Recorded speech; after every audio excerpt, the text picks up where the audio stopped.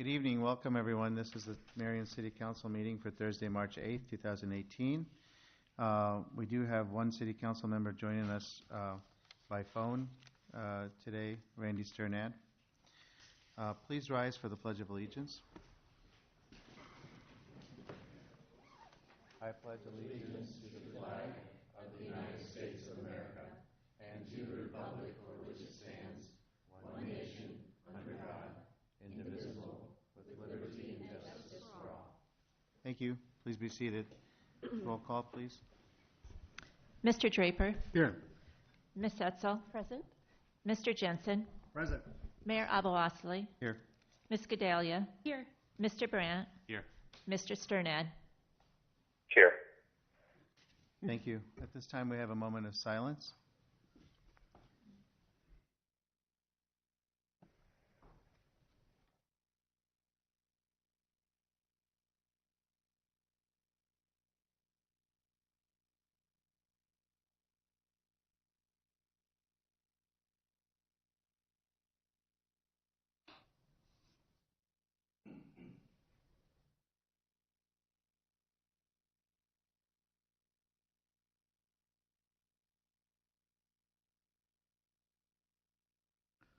Okay, thank you. Moving on to our consent calendar. Mr. Jensen. Your Honor, I make a motion to approve our consent calendar as presented. This will include a number of pages here, so it includes items number 1 through number 22F. We will pull out 22A to vote on separately. And this also then includes resolution numbers 26703 through 26724. Second. It has been moved and seconded to approve the consent calendar with items 1 through 21 and items 22B through F, including resolutions 26703 through 26724. Discussion. I'd just like to put out there, I wasn't here on Tuesday, but I did listen to the audio of Tuesday, so that I'm up to speed on the background of the presentations for this evening. A lot of these are in here. Okay. Other discussion? Okay, all those in favor, please signify by saying aye. Aye. All those opposed, Aye. please. All those opposed, please say no. Motion passes. So next, I'd like to make a motion to approve consent agenda item number 22A regarding the fund days of St. Joseph Catholic Church. Second. It's been moved and seconded to approve the hold harmless noise waiver agreements for fun days, St. Joe's Catholic Church and School Grounds, June 1st, 2018, 10:30 a.m. to 10:30 p.m., and June 2nd, 2018, 11 a.m. to 10:30 p.m., and June 3rd, 2018, 11:30 a.m. to 6 p.m. Discussion. I'd like to just say, because I know this is separate from the liquor license permit, correct?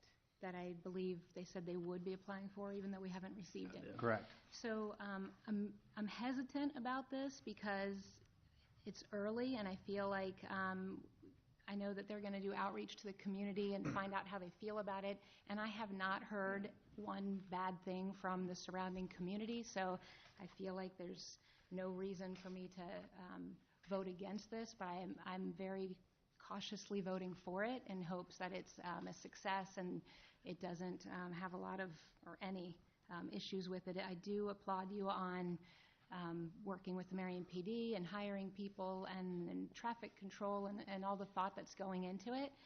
But I just want to mention that I'm cautious about this and hopefully it's a success.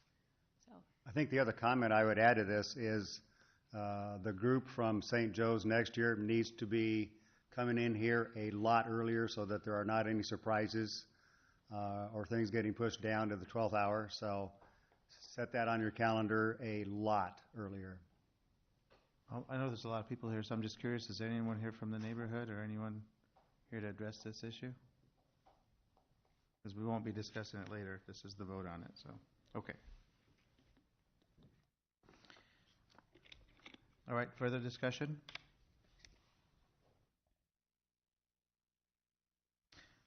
Okay, all those in favor of approving the hold harmless noise waiver agreements for St. Joe's Fun Days, please say aye. Aye. All those opposed, please say no. And abstentions? Your Honor, will you acknowledge my abstention, please? Okay, was that clear, Beth?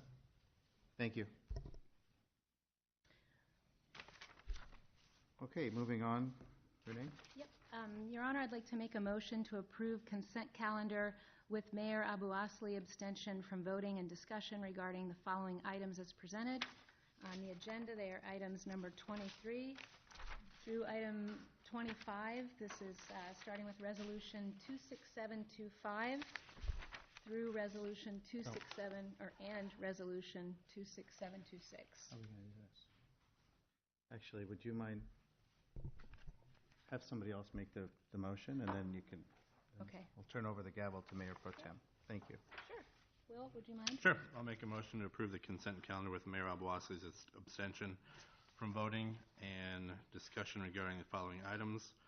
Number 23 through 25, Resolution 26725 through 26726. Second. Okay, we have a motion by Will, a second by Paul. Any discussion?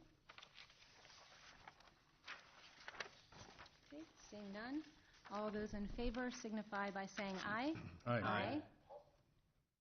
Any opposed or abstentions? I think Randy was. Abstaining. He said aye. And the mayor abstains. Did you hear him? Okay. Okay. He's hearing you. Okay, I'm passing the gavel back to Mayor. Okay, on to finance.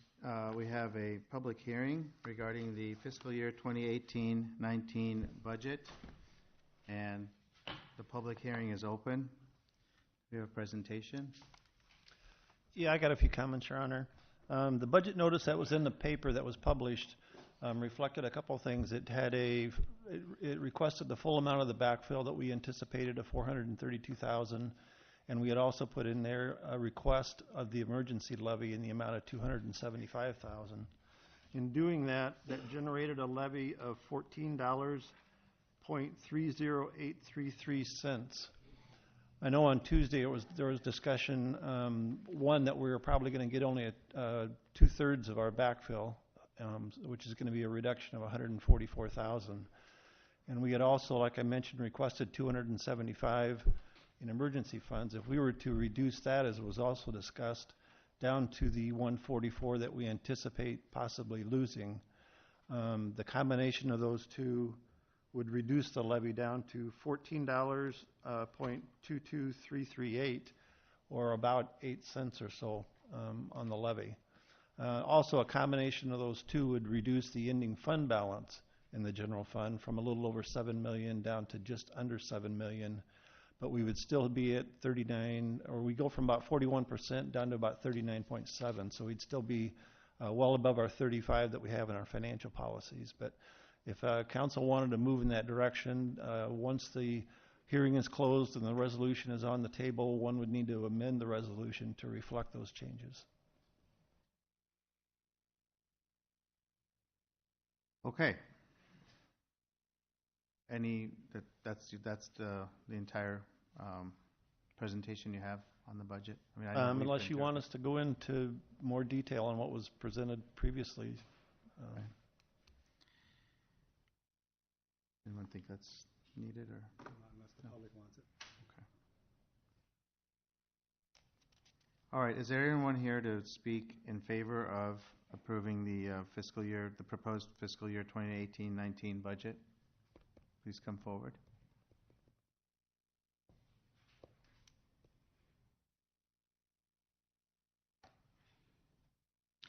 Is there anyone to speak against or in opposition to the proposed budget?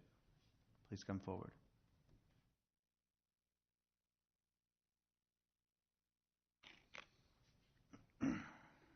Okay, seeing that there's none, the public hearing is closed.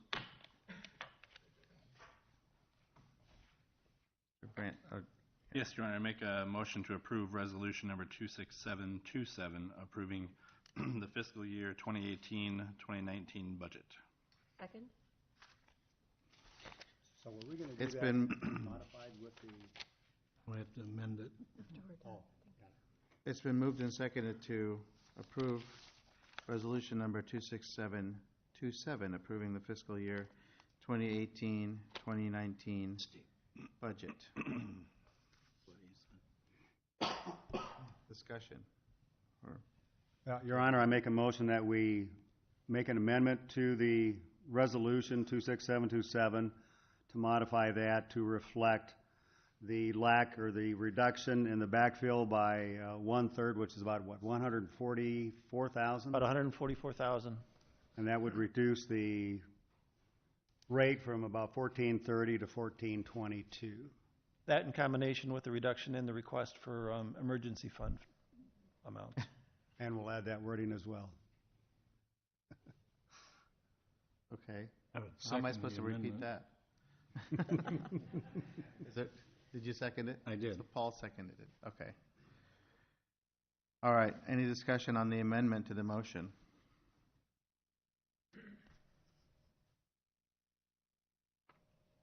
Okay, all in favor of amending the motion, please say aye.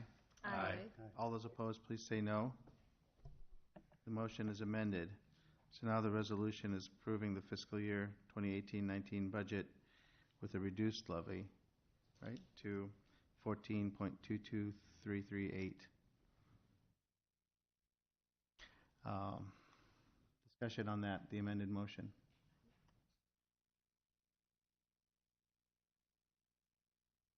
None?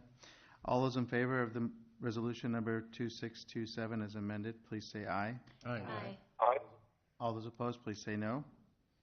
And the motion passes. Mr. Draper? Your Honor, I have ordinance number 1802, amending the Code 105 of the Code of Ordinances, establishing a commercial rate schedule for non-residential generators, the second consideration. Second? Okay, it's been moved and seconded to approve ordinance number 18-02. This is the second consideration. It's amending Chapter 105 of the Code of Ordinances, establishing a commercial rate schedule for non-residential generators. We should clarify that this is trash Right. generators. It's not a generator, it's a trash compactor. So that might be more clear in wording these ordinances in the future. But, okay. Discussion. Okay, all those in favor of ordinance number 18-02, please say aye. Aye. Aye. Aye. All those opposed, please say no. Great, the motion passes. At this time, we have a public hearing regarding electric line easement with ITC Midwest LLC for city property located north of Hannah Park and south of Oak Shade Cemetery. The public hearing is now open. You have just a brief recap for the people? Would you like Your Honor, would you like a visual put up on Sure, the overhead? that'd be great.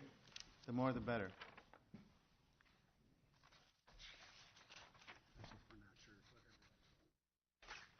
That's right.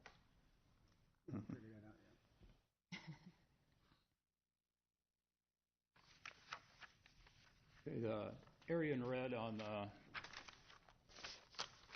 the picture map that I've got up here, this is Hannah Park, Oak Shade Cemetery in this area, South 11th Street, and Dwight Drive is the area within the easement. The public hearing tonight is for providing an electrical line easement to ITC Midwest LLC for a permanent easement on city property and portions of the former Chicago-Milwaukee-St. Paul Railroad right-of-way.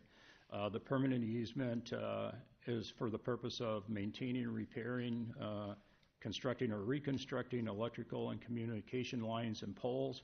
The area covers approximately 3.78 acres, has an average overall width of 100 feet.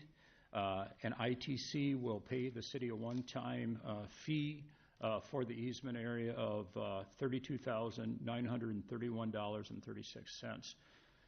The Marion Park Board has reviewed this easement and is recommending approval. Okay. Thank you, Mike. Is there anyone here to speak in favor of this measure?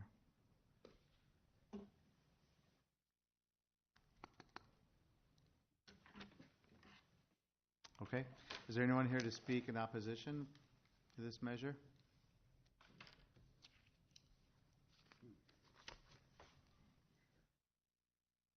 Okay, we'll close the public hearing. Your Honor, I make a motion to approve resolution number 26728, approving an electrical line easement with ITC Midwest LLC for certain city property located north of Hannah Park and south of Oak Shade Cemetery. Second? Okay, it's been moved and seconded to approve resolution number 26728, approving electric line easement with ITC Midwest LLC for certain city property located north of Hannah Park, south of Oak Shade Cemetery. Discussion? None. All those in favor of resolution number 26728, please say aye. Aye. All those opposed, please say no. Okay, the motion passes. Your Honor, I make a motion to approve ordinance number 18-01, amending Chapter 100A of the Code of Ordinances regarding amendment of access fees for ordinance number 17-24, 100A.14, 2015, Winslow Road District. This is the final consideration. Second? It's been moved and seconded to approve the final consideration of ordinance number 18-01, amending Chapter 100A of the Code of Ordinances regarding amending access fees on Winslow Road in the Winslow Road District. Discussion.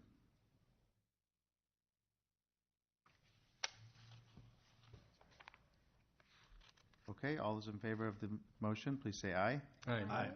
All those opposed, please say no. Okay, the ordinance is final.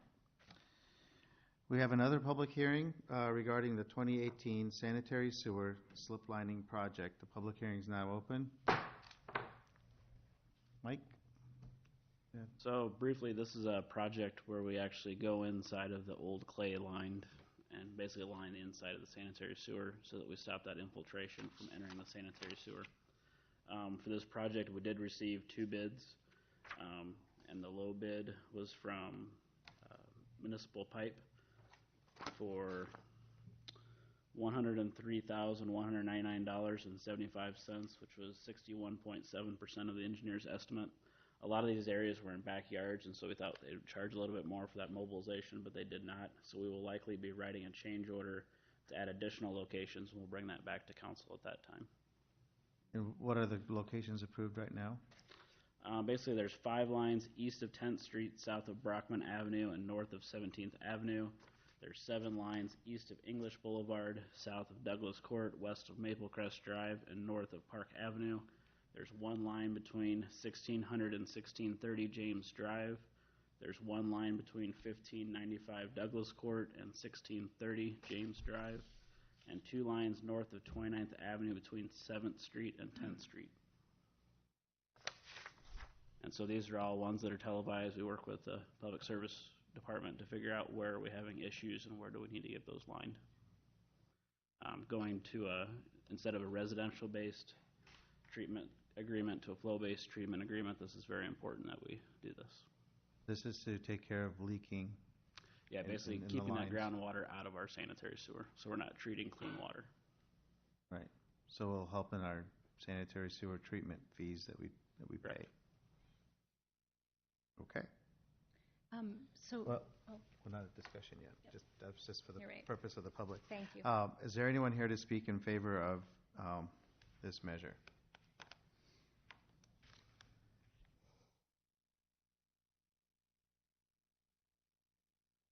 Okay, anyone here to speak in opposition?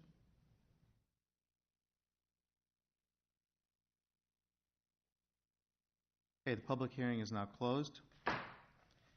Mr. Brandt. No. Renee. Oh, I'm sorry, Renee. Renee. Sorry. Yes.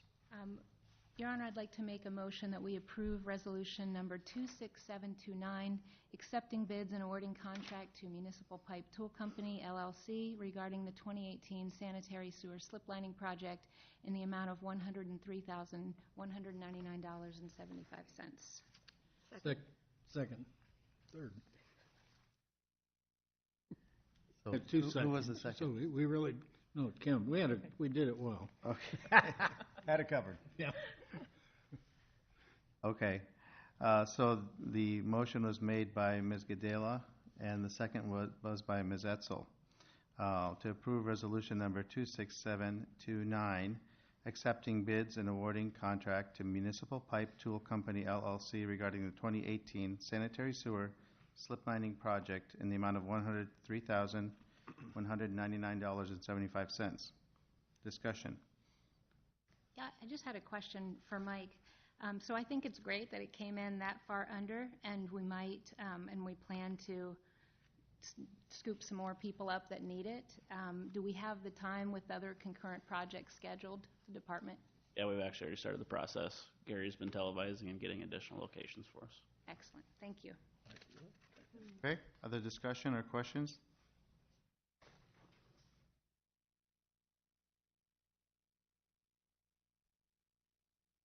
Okay, we'll vote. All those in favor of resolution number 26729, please say aye. Aye. Aye. All those opposed, please say no. The motion passes. On to the next public hearing tonight. This is regarding the 2018 Wetland Basin and Grantwood Trail, 31st to 35th Streets project. The public hearing is now open. Presentation, anything to show on this, or no? I suppose I can bring up the PowerPoint if you want. Basically, this is the trail between 31st and 35th, and it's also doing wetland mitigation between, basically for the Grantwood Trail that is between 13 and 35th Street. We have to do some wetland mitigation for that project, and so this is doing that at the same time.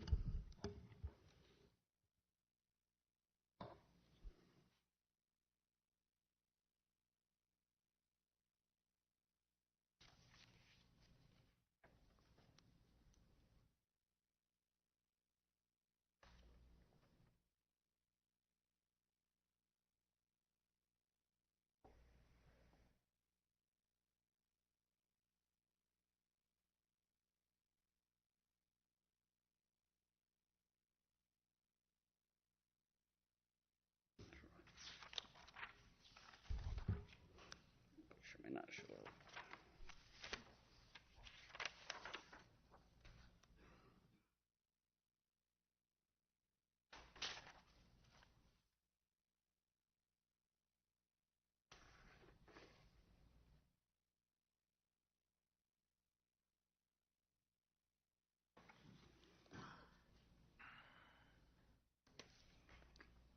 Like you're supposed to do.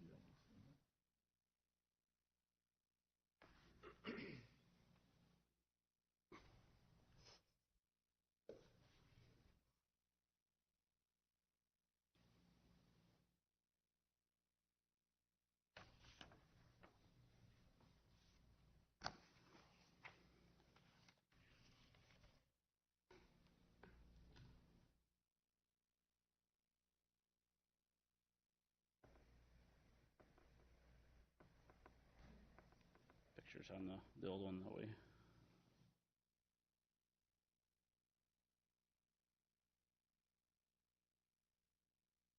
But here's a picture of the location. So it's from 31st to 35th, building a HMA trail, of course.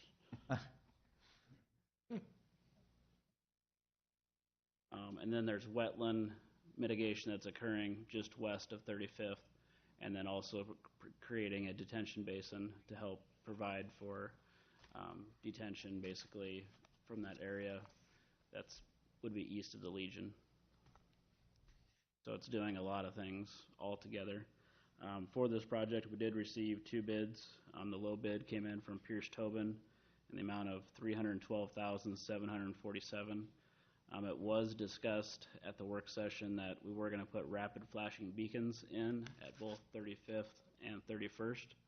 However, because of a patent filing, those are now a single sourced item, similar to the ones that we put in on Albernet Road and South 15th. So we can no longer use them because the Federal Highway Administration will not allow us to put things in that are single sourced, and so the manual and uniform traffic control devices also will not. So for now, we will just put in the plain crosswalk signs, and we will look at other alternatives. So we took it completely out of the project.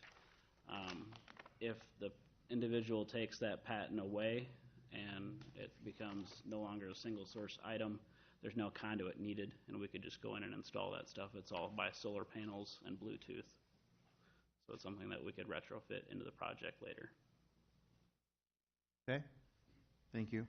Is there anyone here to speak in favor of this measure?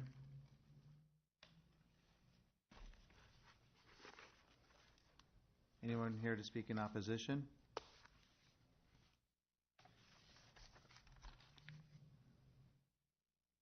Okay, the public hearing is closed. Mr. Brandt. I make a motion to approve resolution number 26730, accepting bids and awarding contract to Pierce Tobin Construction Incorporated regarding the 2018 Wetland Basin and Grant Wood Trail 31st to 35th project in the amount of $312,747. Second? Okay, it has been moved and seconded to approve resolution number 26730, accepting bids and awarding contract to Pierce Tobin Construction, Inc. regarding the 2018 Wetland Basin and Grant Wood Trail 31st to 35th Streets project in the amount of $312,747. Discussion.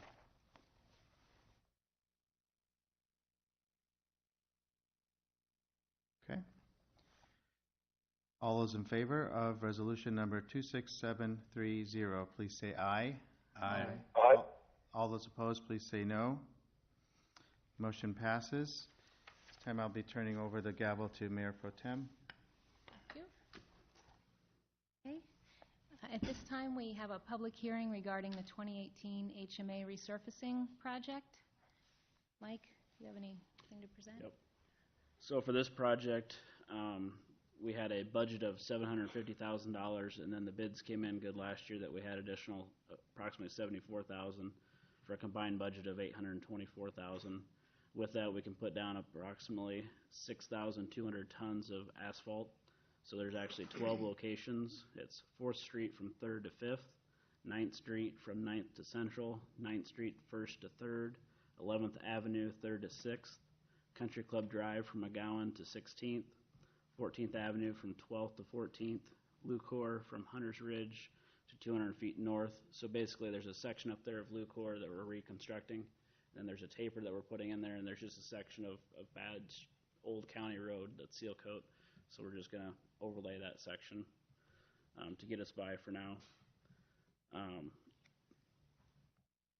26th Street from 10th to 7th, 3rd Avenue, 15th to 22nd, Alpine Road from Lynnview to Lyndale, Alpine from Lyndale to Parkview, and 15th from 27th to 31st. We held a bid and got one bid from LL Pelling that came in at 98.3% of the engineer's estimate at $824,550 and 65. Or I'm sorry, that was the engineer's estimate. The bid was $810,465.12. Thank you. Is there anyone who would like to come up and speak in favor of this project? Anyone like to speak against or ask any questions? Please come up at this time. Okay, seeing none. Open to discussion up here. Yes, Your Honor, I have resolution 26,731, accepting bids and awarding contracts to LL Pelling Company, Inc. regarding the 2018 HMA resurfacing project in the amount of $810,465.12. Second. Okay, we have a motion by Paul and a second by Will. Any discussion or questions, further questions? What time frame will this entire project take, Mike? Sure. So it's supposed to be starting no later than July 16th and be completed within 45 working days with $300 per day in liquidated damages. Pelling does a good job of coming in there and getting it done in a hurry. And how do we notify the neighborhoods that will be impacted? How much notice do they get of this? Sure. So the contractor actually puts door hangers on their front doors, and typically with the project, they still have access at night. So it might be a rough road to drive on when we mill it. For those that do get milled, for those that are just overlaid, there's nothing that, other than driving on the fresh asphalt, we can get them in and out. So this is a relatively less painful project. Great. Anyone else? Okay. All those in favor, please signify by saying aye. Aye. Aye. Any opposed? And please note the mayor's abstention. Thank you. Okay, moving on to planning and development. We will have another public hearing regarding a preliminary and final site development plan for Quick Star Convenience Store at 5992 Carlson Way, east of Highway 13 and south of Hennessy Parkway. Quick Trip, Inc. Tom?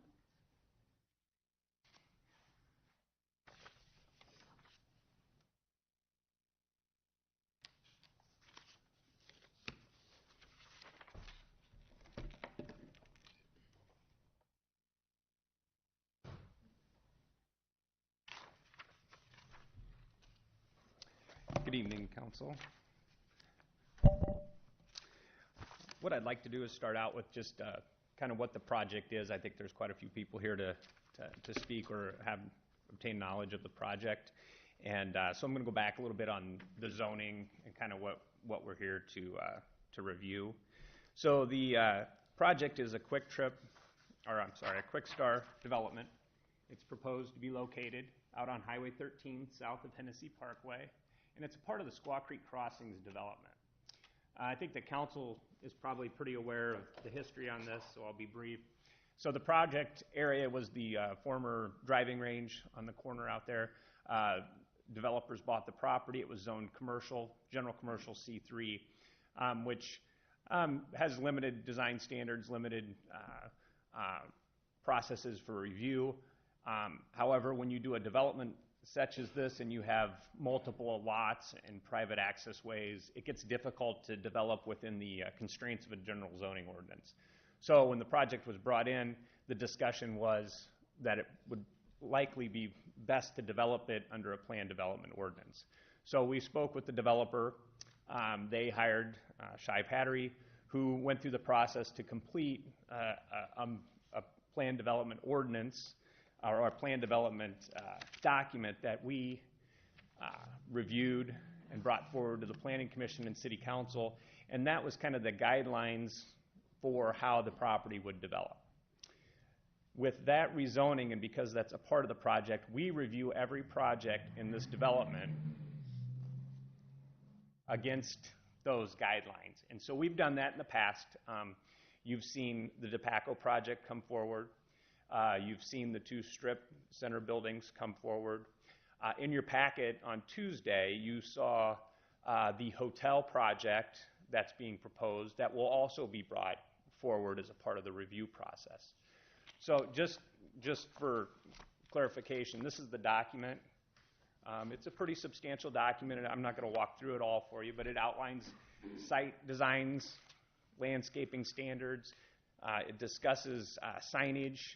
It talks about the architectural attributes of the buildings. It does reference a very contemporary design. Most of the photos in the document are a very contemporary design type scenario.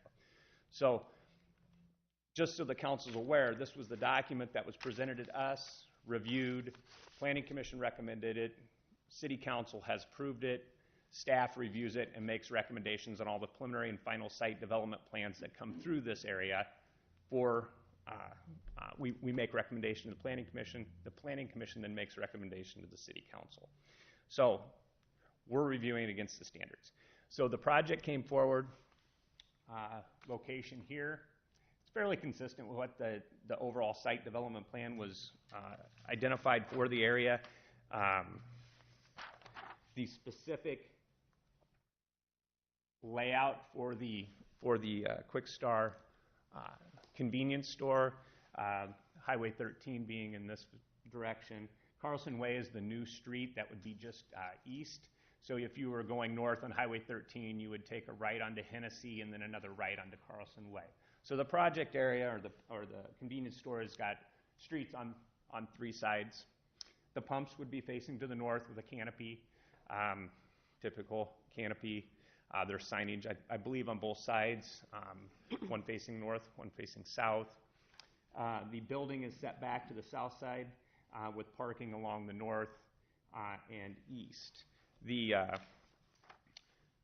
site has access to other lots within the development, which is encouraged in the PUD, which provides the opportunity for people to walk. If you're at Tobacco and you want to go to Quick Star, if you're at the hotel and you want, there's some pedestrian walkways throughout the development, which is highly encouraged. The landscaping plan, as you can see here, I know it's not detailed out, but it's a very well done landscaping plan. It's consistent with the PUD ordinance and certainly was supported by staff and as we reviewed the project. As we also reviewed it, it met all of the general engineering guidelines for stormwater management, sewer water, fire safety, all of the standard review processes and procedures. The elevations, which are a part of the review process because it's in this plan development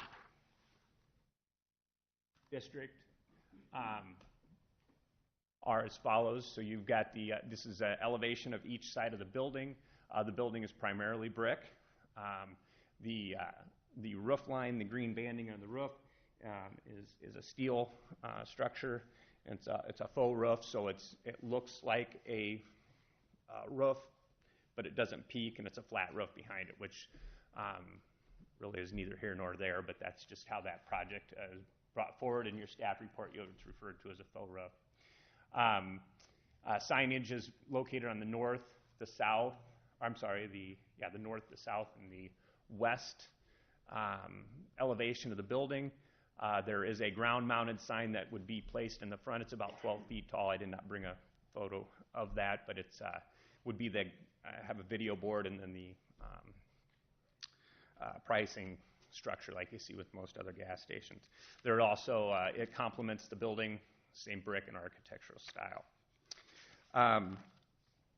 When we reviewed the project, we had a couple concerns, and it was forwarded to the Planning and Zoning Commission for review.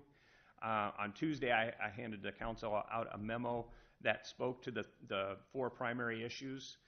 One was regarding the roof and how it reads it does not read as a single element. It's got overhang, which is not consistent with the design guidelines. The entrance is not taller, so it's not highlighting the roof line, while it does do a canopy or a projection there in the center. It's not reading as a single element and becoming more accentuated. I think there's an overhang on the building, but they're not the awning style. Lebeda has a more contemporary awning. There's steel structures that kind of hang out over the sidewalk. Another concern raised by staff was they're using stucco or EFIS, and it's not an approved product within the design guidelines. So those are the four architectural elements that staff referenced in our report to the Planning Commission. We also outlined that the third building sign that faces the south, which would be directly adjacent to Tobacco, staff didn't feel that was a necessary sign. And we did raise some concerns on parking. So those items were identified as concerns at Planning Commission. There were a number of questions and comments at the Commission regarding the project. And I think as the commission reviewed them, there was concerns, but they did come forward, and their recommendation on the project was to proceed with a 5-1 vote. So there was one dissenting commissioner and 5 voting in favor of that project. So the Planning Commission's recommendation that comes to the City Council would be in favor of the request. So I bring up a little bit of history there because, as you know, there's been, with staff's recommendation differing from the Planning Commission's recommendation, the council doesn't see that a whole lot, so I just wanted to provide a little brief history on that. Are there any questions from the council regarding that? Well, maybe from the public first. Yeah, but sure. Thank you. Is there anyone from the public who would speak in favor of this project? Please come to the mic, state your name and address, and then maybe after, make sure you get one of those yellow forms and complete it and submit it to City Clerk. Thank you. Thank you. Aaron Davis, architect at 316 2nd Street, Cedar Rapids. Thank you, Tom, and make sure to thank Dave for me. As an architect, I'm always in favor of somebody arguing for higher quality architecture. So I do appreciate that, as you know, we have gone back and forth on this element here. So I've kind of come to the conclusion that we're not fully on the same page on what these design guidelines are and how to use them. So really I just kind of want to go through that, and I'll try to be brief on this, but I just want to make sure we're on the same page so we're not having these discussions over and over as future lots move forward. So the first thing is on guidelines versus standards. For guidelines, the primary difference between the two is that there's flexibility built into it. A standard is a standard. So for example, we work a lot with the school districts, and they have standards for key sets, so locks, and they want that to be the only thing that they put into the schools across the board, no questions asked, and that's for their maintenance staff or for keying and everything. Now, we will have guidelines. For instance, if we have a window that we specify, that window will give performance data, and we'll say it needs to meet these certain criterias. Those criterias, as long as they're met, we're not necessarily restrictive on the manufacturer. That manufacturer could be Pella, but if Anderson decides that they have a window that meets that criteria, we're open to that as long as they meet these standard or these guidelines. And a standard, it's only that manufacturer. So I just want to kind of clarify that, as we tend to use that interchangeably, but they're really not. So you know, why do we do these guidelines? Because we did have this zone as a C3, which would allow us to do whatever we wanted as long as we followed the city's guidelines. But there are a couple reasons why we wanted to do that. One is teaming with the city. We did want to provide a little higher quality, a little higher level in this development, feeling that it would benefit the community and as well as maintain higher lot prices. If you can tell everybody on this development that you're going to have this minimum level of quality that is a little bit higher, then it's easier to get high quality tenants. So there's some advantages, and again, with what he said with the PUD regarding, you know, parking exchanges and stuff like that. So there's advantages on both sides that we wanted to do. So that's one of the big reasons that we went with the guidelines and the PUD. So I want to go through a little bit on how these guidelines are to be used, and I'll try to be as descriptive as possible for those that aren't here in person. So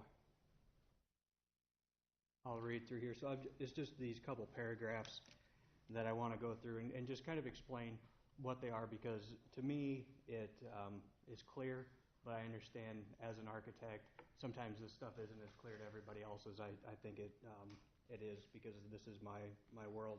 So here it reads: the aesthetic elements contained in this document must comply with all applicable statutes, ordinances, rules, and regulations promulgated by the city and all other agencies which have jurisdiction over the project. So that's basically saying the city's guidelines will trump anything that comes in here. So If anybody tries to do something against the city ordinances, then this mandates that has to be followed first. In addition to complying with the applicable regulations mentioned above, efforts have been made with these guidelines to offer design flexibility to ensure various aesthetic elements will be compatible and complementary with future citywide wayfinding and branding efforts. So signage is where this is, what this is addressing, as well as branding efforts, meaning what do we want to see in the community, and that could be various things, but from an aesthetic standpoint or the quality of the tenant that we're bringing in. It isn't, and then the next paragraph it says, it is the intent of these guidelines be viewed as a living document with amendments, additions, deletions as needed to keep the document relevant and applicable to the 13151 project and the role this project plays in the development of the social, cultural, and economic fabric of the city. So understanding that things change over time and that this will allow for some amendments and everything, and some changes as required if they are needed. So that kind of sets the groundwork of the minimum, and then we talk about how to use these guidelines.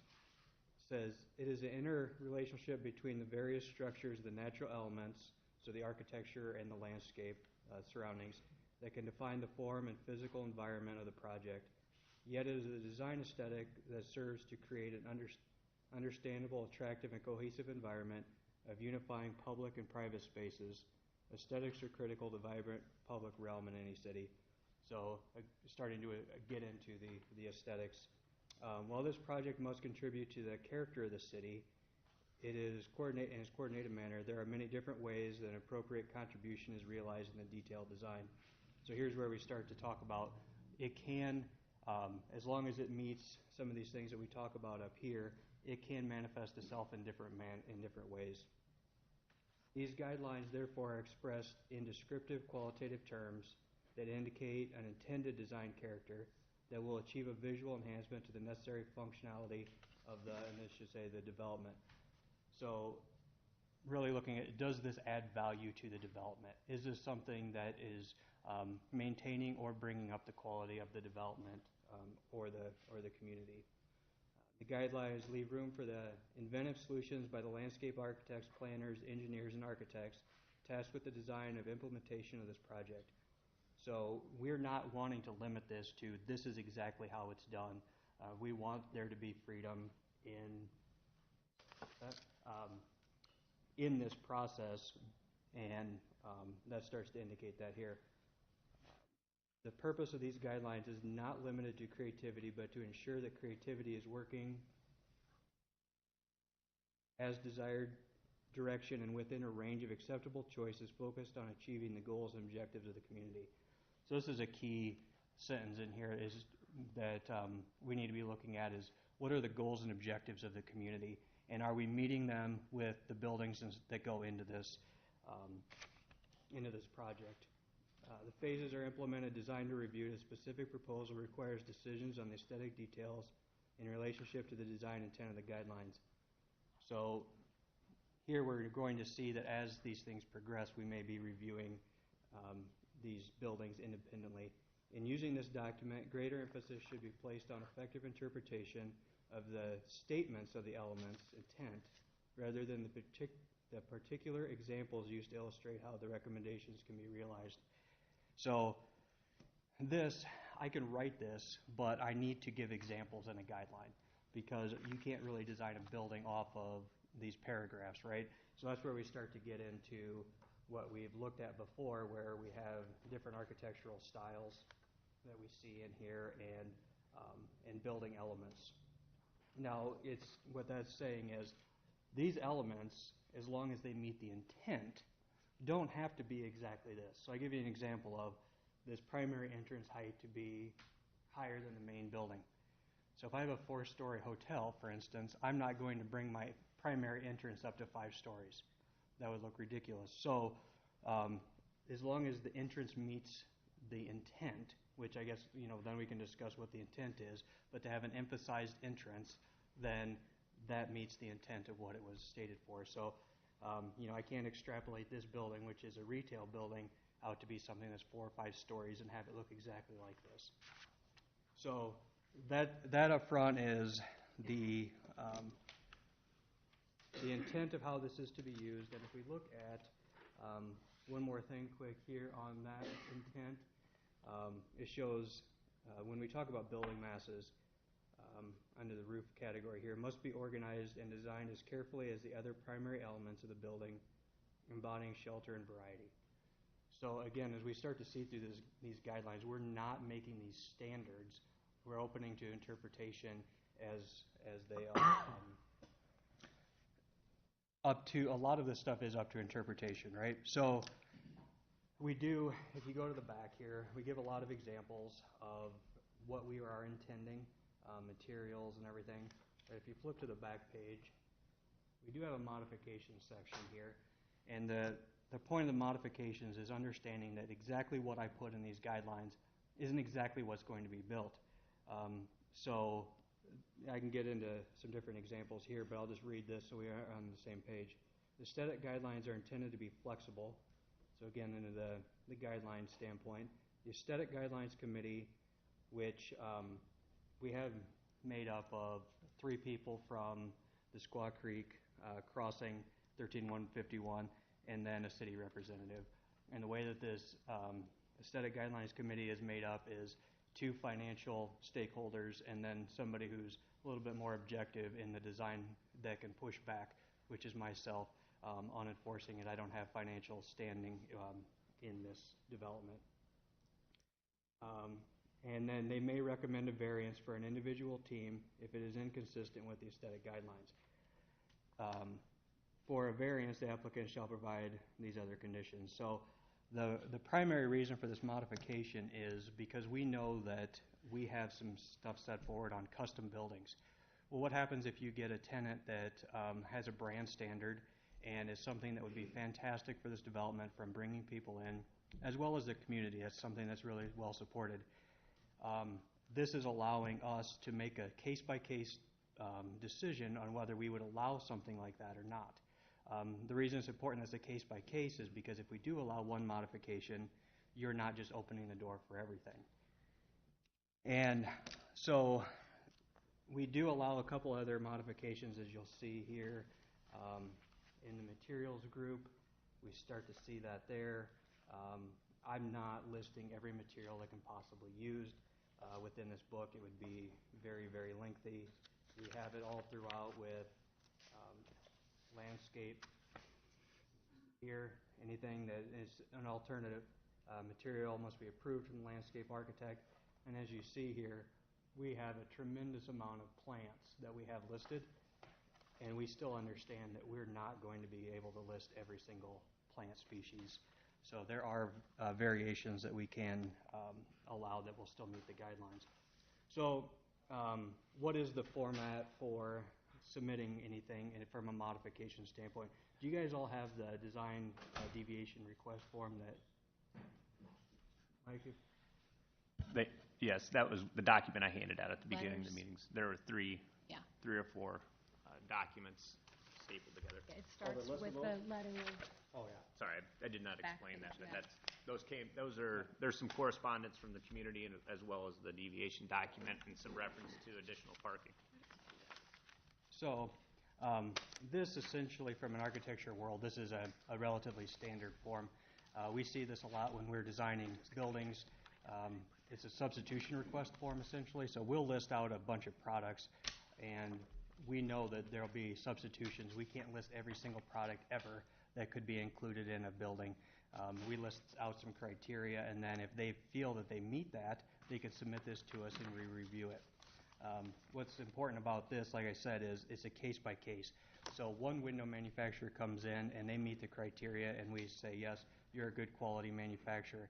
The next one submits the same thing, but we don't feel that it meets the criteria, we can reject it. So this is very important to us and the city, so it's not just an open door for you let one thing go by and then it's all goes. So I don't know if you guys have had a chance to review this, but basically it describes, can you see that? Sorry. What our the things that are deviating from the design. So we do list in here contemporary design. If you don't feel that you're meeting some of these elements, then you can request that it be waived because you are still meeting the standards of everything else that's listed in here. So a mansard roof, we're calling it a faux roof. Sloped roof on the side, flat roof on the top, and then that the primary entrance is lower than the roof line, and then the use of eaves. So here we see a material substitution request, essentially. We see that it's signed by a representative of Quickstar. And then this one is a seemingly simple question, but this is actually really important. So is this a prototype? What this means is this is something that they use over and over and over, and it's something that is their brand standard. And that's something we're seeing with Quickstar right now. Now, if this says no, then they have a lot more to prove because, well, why didn't you design it per this in the first place? In this case that they submitted, yes, this is a prototype, so this is their standard. And then they go through a list of things that they've addressed that have been requests in the past. Brick, adding that, some windows. They've addressed some stuff for the canopy. So the big thing then here is, why should you be considered?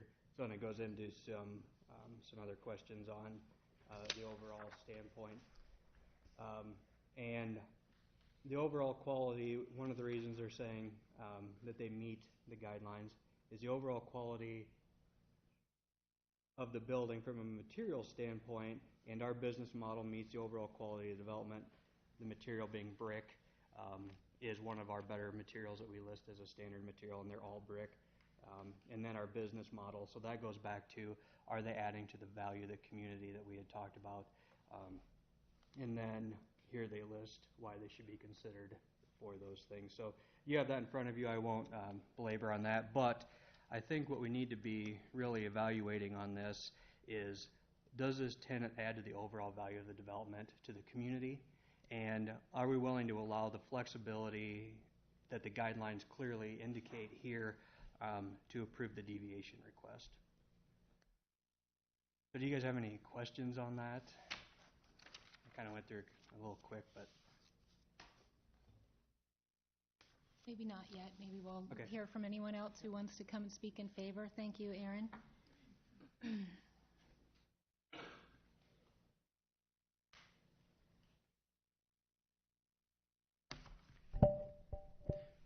Mayor Pro Tem and council members, my name is Wade Dumont with Quick Trip Quickstar out of La Crosse, Wisconsin. And since there was the 4 comments that Tom had mentioned, I'm going to try to narrow it down to those, since I think those are probably the concerns. If you have additional questions, please let me know. I am going to go through just a little bit of our history so you have an understanding of how we got to where we're at and why we proposed this specific building. At the Planning Commission, there were a number of other buildings that we do own that were shown that do have a different architecture, so you may have seen some of those.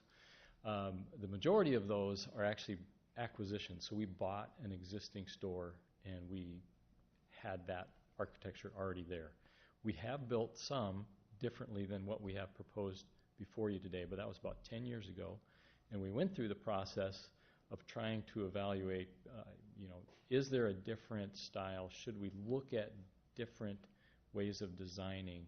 And what we found through that process is no, this is who we are, and for the last 10 years, this is what we build. We are a neighborhood grocery. We actually are labeled that. Through jurisdictions, we actually are permitted through that process in certain jurisdictions. The building that you have before you is about a 7,200 square foot store, and we have commodities. We have the fruits and vegetables, the meats, the breads, the dairy items, the many things. Just you can use it as a small grocery store, and we see that need in this area. But why we have chosen that direction is because of the same reason we have chosen the architecture that we have, is because we want to be in transition zones. We look for transition zones between residential and commercial, which is why you see this peaked roof, this roof that matches, if you look right across the street from where we're proposing, that's what all the houses have. So this location is a ideal location for where we like to try to look. It's a good location in terms of traffic and retail as well, but it's next to homes. And what that does is it softens the impact of a commercial building, and it does provide some transition between the uses. And that's actually written in your guideline document as well. And so we actually thought that was probably a pretty good thing that we were going to be at that transition zone. We do all of our stores to a LEED accredited standard, so they are all architecturally designed to those guidelines.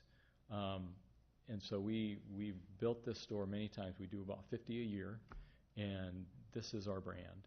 And so this is pretty important, and it's going to be very tough to change, unfortunately. I've had many discussions with people within our organization.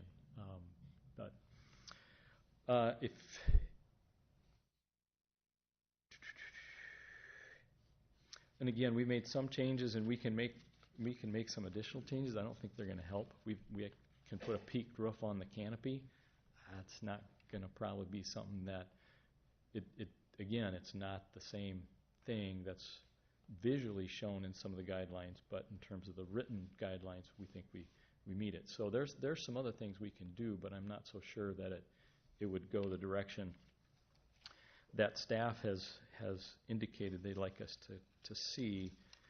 So the transition, we're at the periphery of the commercial, so we do tend to soften that interchange between the higher density, the more urbanized feel of the other buildings south of us to the residential to the north. There was also discussion about the ephes or the stucco. We build this all over the place, and we do not have, as long as that material is put on properly, there's not a problem with it. Historically, there was a problem with water behind it, but if it's installed now the way it's supposed to, it's not a problem. We have it in hundreds of stores. One of the issues was also the parking. If you look at the plan that was part of the overall master plan, it has, I believe it's at 12 stalls shown. And so we're actually increasing that quite substantially from what was initially proposed on the concept plan to the plan we have. We have 31 stalls with the canopy. I know it says that 37 stalls is what is intended, and again, there's a shared parking easement over it. The other thing was there was a concern with the entry to the building, and again, it just ties into that same branding, the concept that's before you with our building. And I think that's mainly it, unless you'd really like me to try to address some other concerns. I know you've got other people that probably want to talk. Him, and then Steve. Yeah, you just added 9 new parking spots. Is that true? Yes, ma'am. Okay, how did you find 9 spots? Well, with the orientation that we had to be on this site, we rotated it 90 degrees, and that allowed some additional spaces where we could find some additional spots. I don't know if that's up here.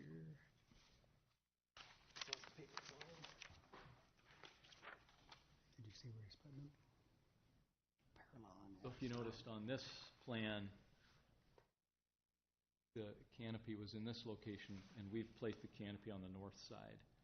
So you can see there's additional parking in this location, as well as there's additional, more than the 12 that was proposed. And each jurisdiction is different. We tend to look at counting the stalls under the canopy because people use them as parking spaces. But I'm not going to ask you if you do technically, that. we're not supposed to. So I think, so the 9 new spaces in red, I think Mike just put that up there, those are painted along the sides, right? Those are the ones that are in the information we received today? I apologize. I didn't realize it was for some additional ones. Yep. These would be over top of the tank, so we would not be able to get these, but there would be 7 additional here.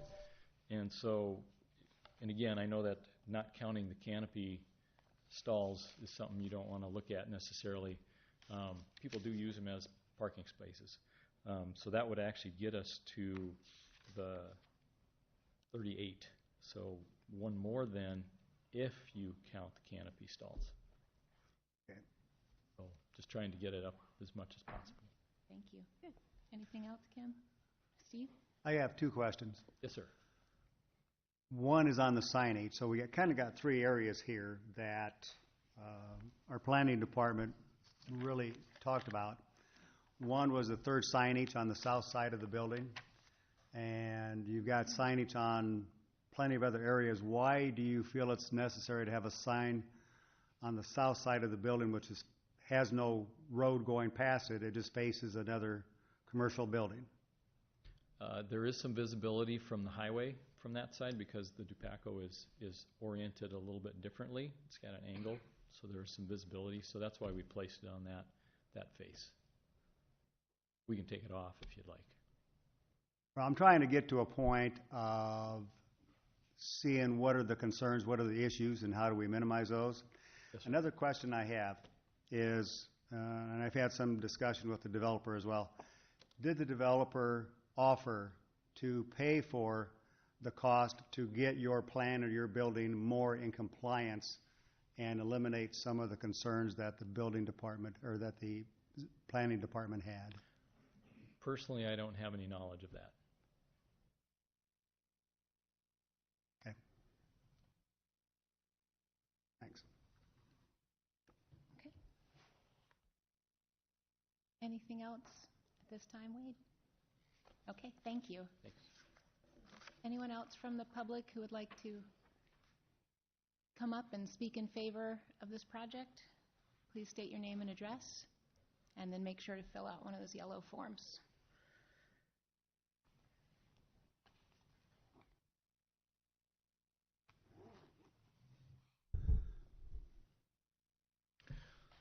Hello, Mayor Pro Tem and City Council members. My name is Patrick Gibbs, and I'd be currently the Grand Knight of the Knights of Columbus, who operate the Marion Columbus Club on Casina Avenue, 5650 Casina Avenue. It's one of the streets that crosses Highway 13 near this area. And as well, I'm a resident of Marion on 8th Street. I just step in front of you as far as in favor of this. One thing, was brought to my attention. We were talking about this coming into the Marion in the area of Highway 13 and 151.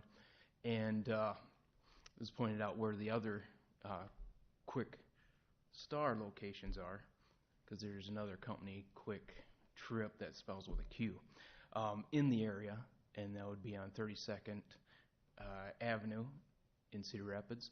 That's the most recent build, and it looks to be most like this plan, and it's a completely different. When you pull into that parking lot, it's different than pulling into the Casey's, which is a quarter of a mile from this location on Highway 151. And also, I would like to point out, just from my perspective, that the Quick Star, that's when they put it in, it's more of a convenience store than as it's listed on the original plan as a gas station on this corner.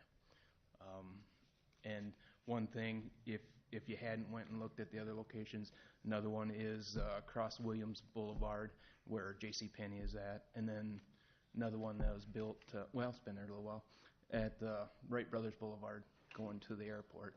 So before you would vote against having Quick Star here because of the roof, now of course, when I pulled in, I was kind of curious. The roof is like 2/3 to 3/4 flat roof. They just put a pitch on the sides. It's part of their brand. I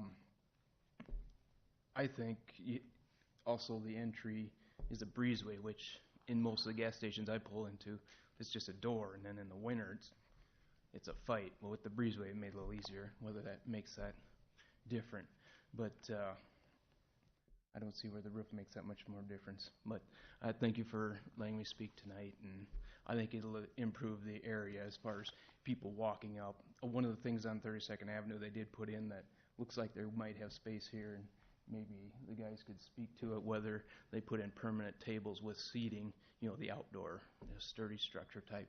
So people walking over from the immediate neighborhood, if they got some of the fresh food and as I went through each of those locations, they did have the fresh produce. They did loaves of bread, eggs, different options for milk, and their leader as far as bringing people in is the milk and the pricing was all, typical grocery store pricing. It wasn't like gas stations. Now, you go in there for something automotive, it's got a bumped up price like other gas stations, but their food really did seem like someone could go in there, use shopping carts that are there or the baskets.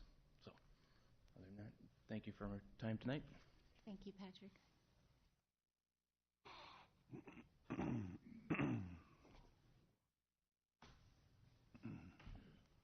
Your Honor, Counsel, thank you for the time. Thank you for your service to the community and what you do here through these meetings, and I appreciate it. My name is Mike Esker. I'm one of the investors, partners on this project, along with Carl Esker, my dad back there, and Brian Ridge, who's away watching baseball, his son at baseball.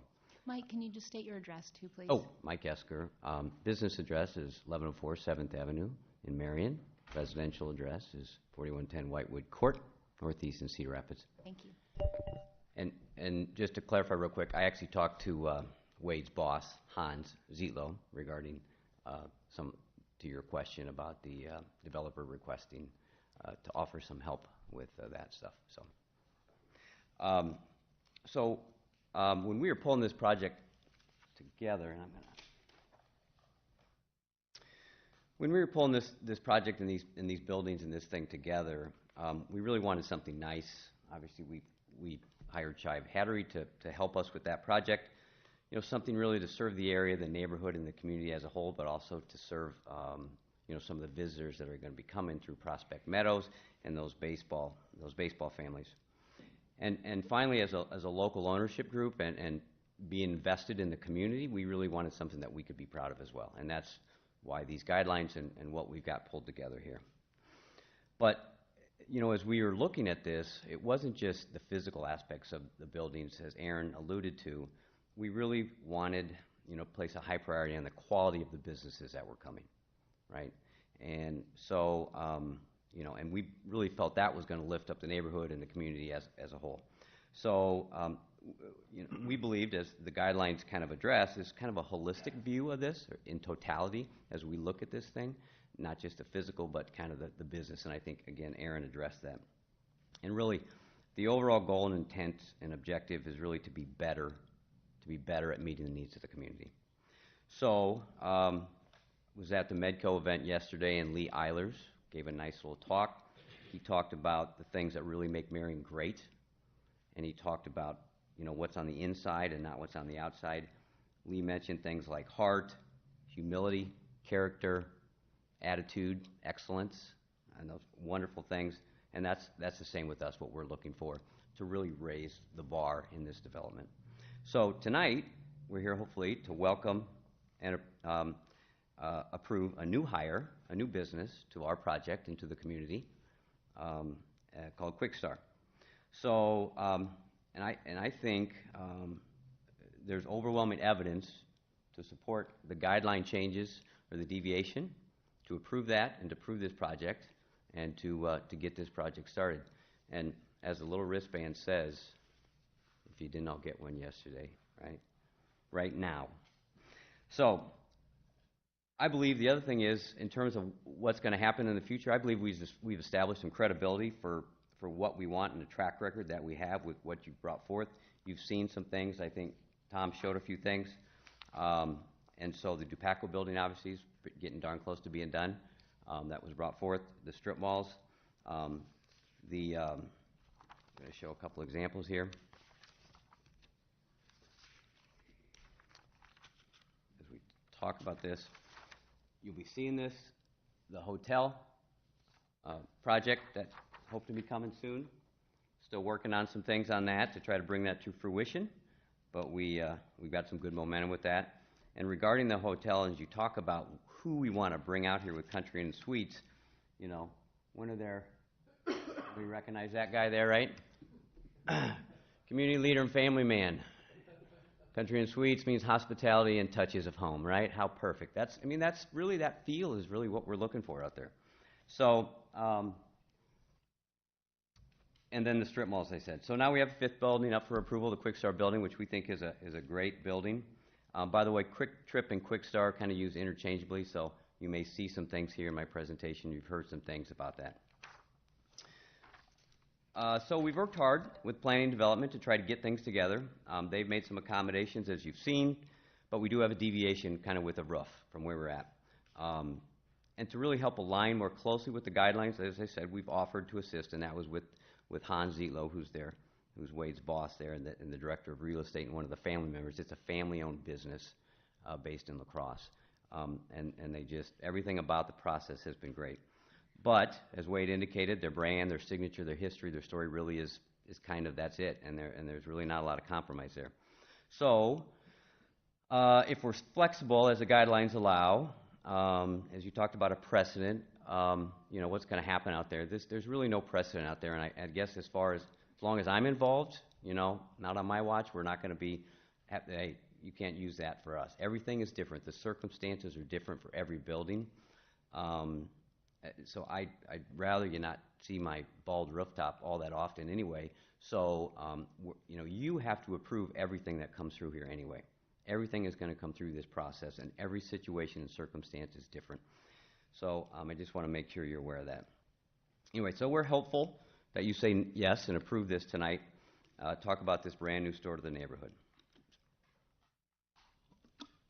So let me just say why Quick Start, and I'm going to then hit to why we really believe this. And it's quite simply, they're the best.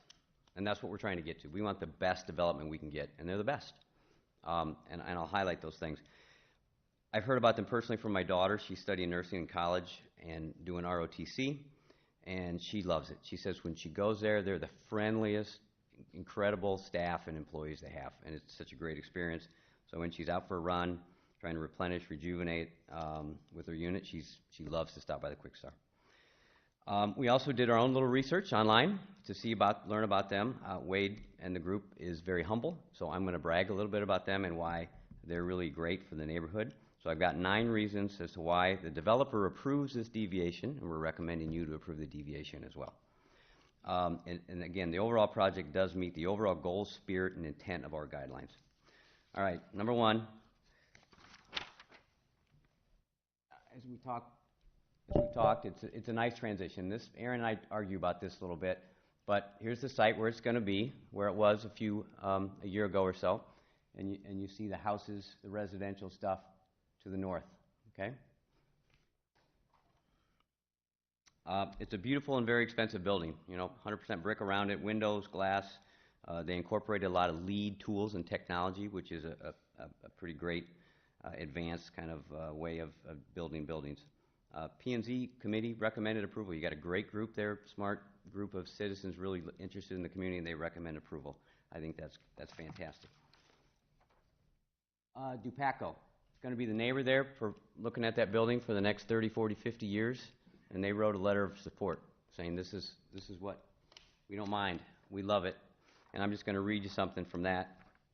If I didn't have my glasses, they really believe it would enhance the character of the development, and said it will most certainly complement our building as well as the neighboring development and community. Number 5 reason, the hotel group. They too, Joe wrote a letter in support of this project. They're going to be right next door, and they really complement each other. They need each other, kind of feed off each other, having a great store for the hotel guests, and then obviously the Quick Start would like the hotel guests to show up as well. Quick Start's a solid Midwest company, strong reputation.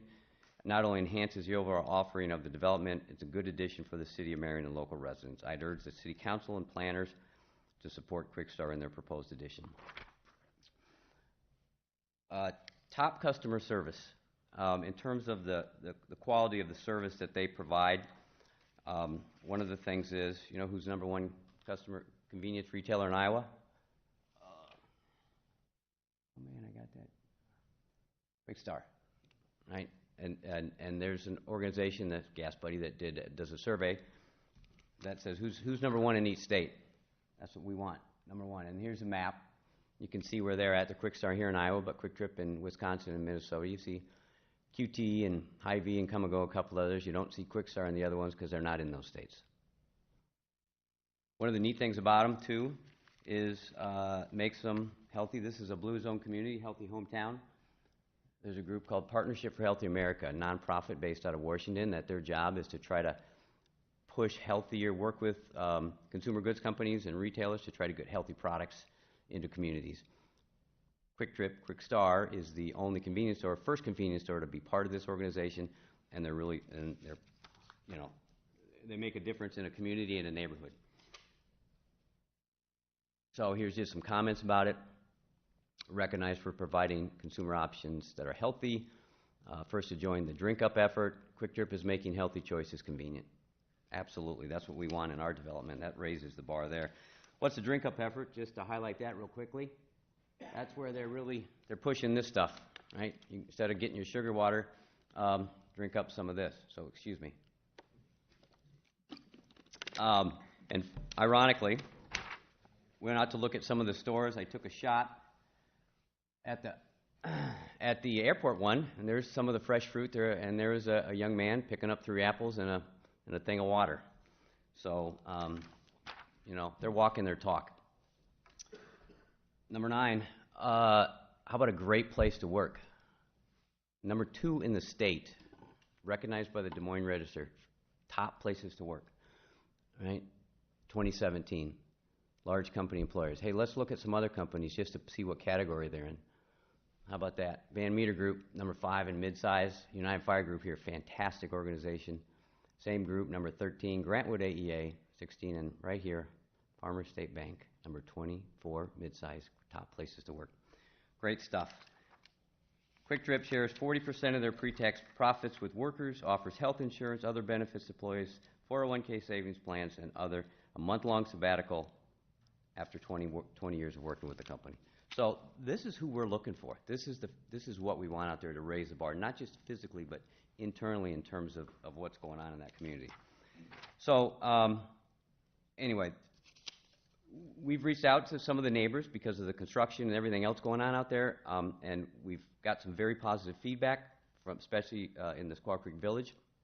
I talked with one lady, Pat Mefford, and basically they love Quick Star, and whenever you talk to people, they love it, and healthy beef, cups of hummus, and they even sell pork loins.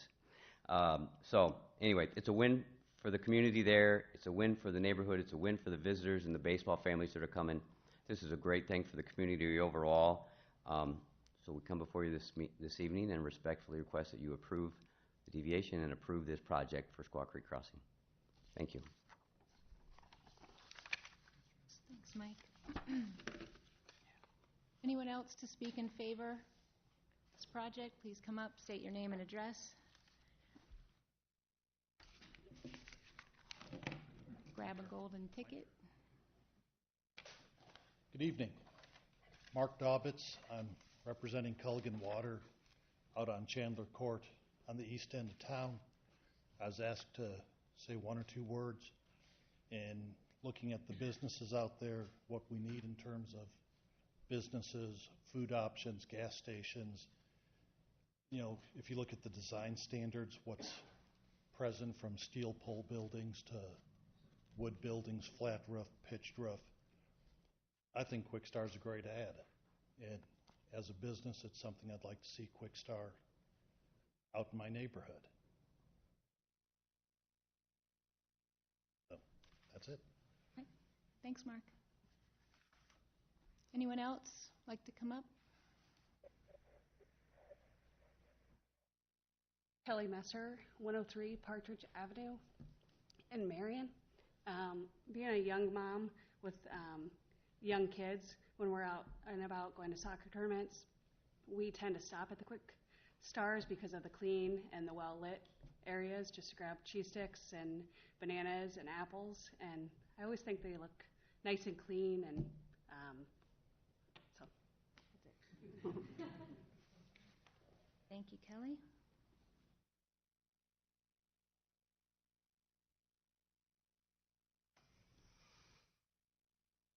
Good evening, Council. I'm Nick Glue, President of Marion Economic Development Corporation. I'm not sure how well this will play, but I think you'll get the point here. When we're talking about design guidelines versus design standards, This is a page out of the document that we use when we're doing projects in the Marion Enterprise Center, so across the street. These are written as design standards. So as you can see, that you won't notice in the guidelines document that governs this particular property, you don't see any pages within that document to the level of detail that this is. This particular grid is illustrating the materials that can be used on the exterior of buildings and the specific percentages of those materials. So I think this is one big differentiating factor between guidelines and standards, is the level of detail that, in our case, these standards provide. And as actually you were talking about EFIS, for instance, in our standards, which I would argue are probably some of the highest design standards, especially for an office industrial park, this document actually calls EFIS a premium material that's allowed in all tiers of our park, regardless of if it's office or manufacturing. It's defined in here as a, not that it matters, but it's actually defined as a premium material. So I just thought that chart, just when I know you spent a lot of time looking at the guidelines document, that's something that in our standards document, obviously there's much, much, much more detail in restrictions and how we develop projects in our particular site. So I followed this conversation through planning and zoning, have sat through kind of that discussion, and it's been good, I think, to hear the discussion that's been had at this level as well. I think it's been good to see how the project has responded as well. Tonight, a little bit of parking, I think even working with staff. They've added things that they can add while still respecting and portraying the brand that they have. So I would agree with the comments made about the transitionary nature of this project in respect to the residents or the adjacent residential usage.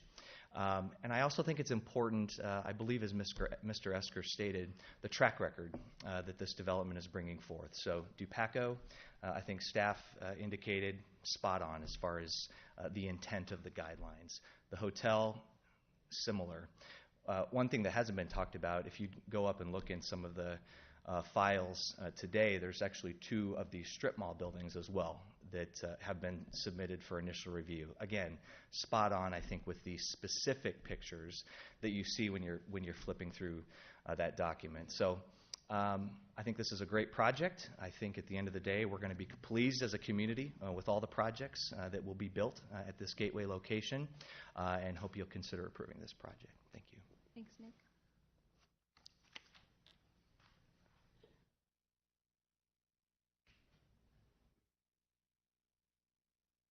Good evening. My name is Kim Myers. I live at 3333 Prairie Bend Circle in Marion, and I drive by this location to and from work every day, and I think it would be a great convenience. As they were saying, it's a small grocery store or added convenience, and it would be easy in and out, groceries, so I vote in favor of having the Quick Star.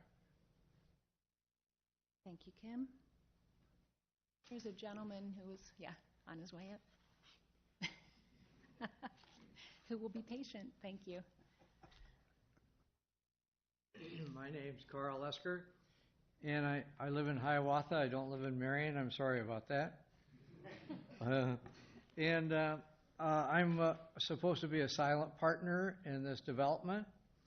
My other partners, Mike and Brian Ridge, have been working very hard on this project for the last year and a half, trying to advance the economic development of Eastern Marion. And so far they've done a good job. In addition to the Dupaco building, now it appears that we have a first-class convenience store ready to join the development. It also appears that, to me, that the addition of the Quick Star convenience store is a great addition to the project, and that it's very critical to keep the momentum going on this project. So one of the brochures out in the lobby says Marion is all about momentum, and we need to keep that momentum going. So the people I've talked to in Marion love the Quick Star store. So I hope the council agrees with that. Thank you very much. Thank you.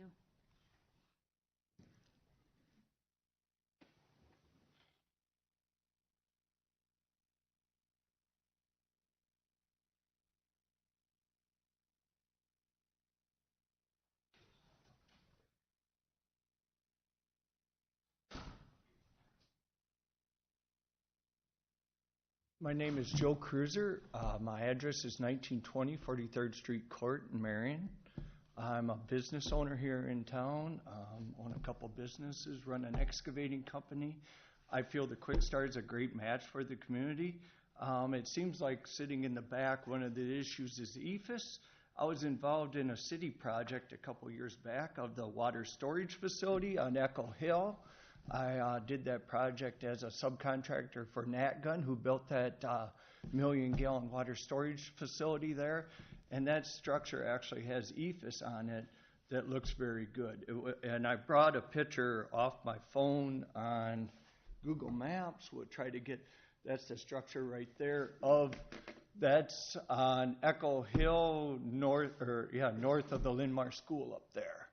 And that was a project. So EFS can be a very good product if it's installed properly and stuff. And I don't know when that picture was taken. I'm guessing this project was probably 8 or 9 years ago when we did that project. So that's all I have to say. Thank you. Thank you.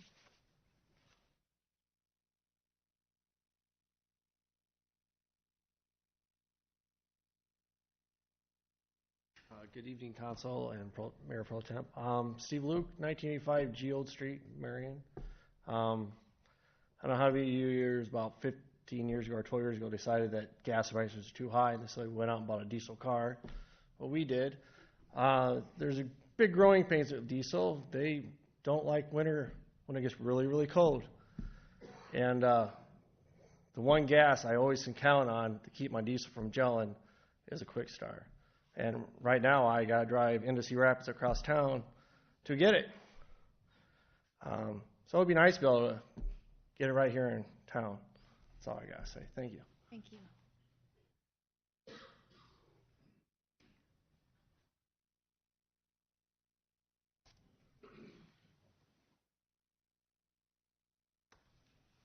My name is Alyssa McEwen at 98 Partridge Avenue in Marion, and I agree as another mom in the community. I spend a lot of time taking my kids to tournaments and things, and with the addition of the baseball project, it's hard to find healthy options. Often you eat junk at these things, so it would be really nice to have an option to stop and get healthy food.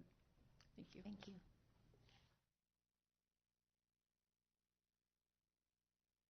Anyone else to come and speak in favor? Okay.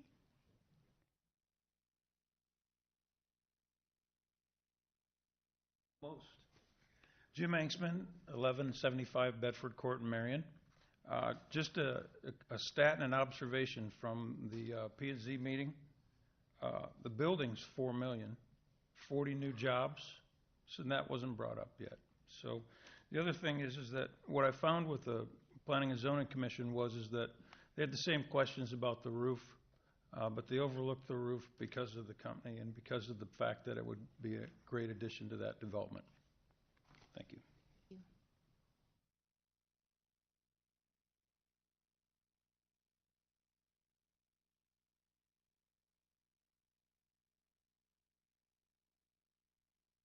Hi, I'm John Richardson. I live at 4570 Vasey Avenue. I'm here with my wife and that here in the back. I don't want to take a lot of time. Just want to say I think Quick Start is a great company. I think the building looks great. I don't see a problem with the roof line. I think it's a good transition. And as my wife would say, they have great coffee. So I hope you vote to approve this. Thanks. Thank you.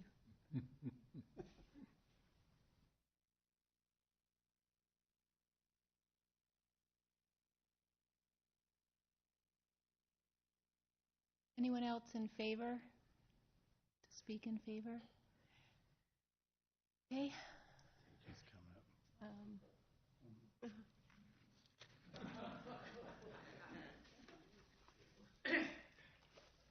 Props. Hi, my name is Paul Esker, 4110 Whitewood Court, Northeast Cedar Rapids. I'm related to a couple other people here. I'll keep it quick. A couple of people have mentioned the food. Don't want to put too fine a point on it, but I'm a millennial. I think you could classify me as that. And I like good food. I'm not a mom, but I do like healthy food. And I want to just show off a couple of things that I bought at a Quick Star earlier today. So let's say hypothetically, you live in Marion. You wanna cook a steak dinner. You don't want to go to Walmart. You have to walk all the way through the store. Quick Star. Ribeye beef steak. Look at the marbling. You can see it. And if the steak, if you don't trust your husband to cook it well, at Quick Star, you can buy some sauce. This is from Quick Star. All of this is from Quick Star. Or if you want something quicker, but you don't want maybe greasy gas station pizza, Angus cheeseburger. Or, like today, I had to stop for gas, wanted to get some lunch. I got a garlic and herb chicken on a sourdough bun. Very delicious. Maybe you want something a little healthier than a cheeseburger. You can get Chobani Greek yogurt mixed berry low-fat yogurt drink. Very good, very healthy. Let's see what else we have here in our bag. We've got some hummus in a little packet. Great for the car. Actually fits in the cup holder. We've got mozzarella balls, I think. I've never had these, but they look pretty good. 70 calories only. Couple quick things. We've got bananas, apples, sweet potatoes. Sweet potatoes. So if you're paleo and you don't want to eat the nightshades anymore, sweet potatoes at Quick Star. Not going to find that anywhere else.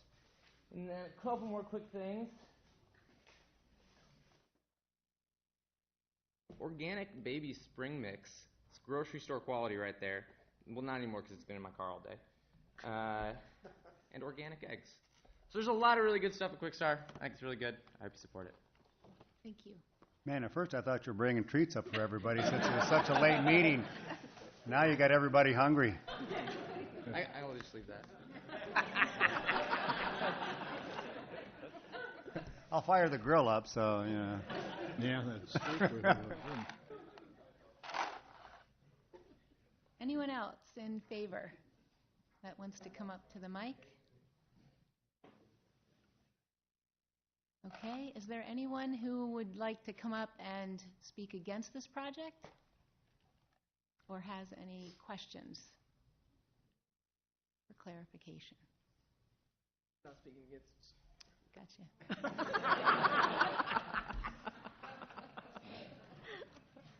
Getting the stick. Okay, are you coming up, sir? Okay.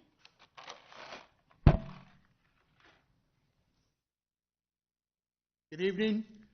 My name is Dance Gordon. I live at 2445 Highway 13. And if I could flip this chart over to give you an idea of where we're at and how we're affected by this project. We live on the frontage road right here along Highway 13. There's about 10 houses there.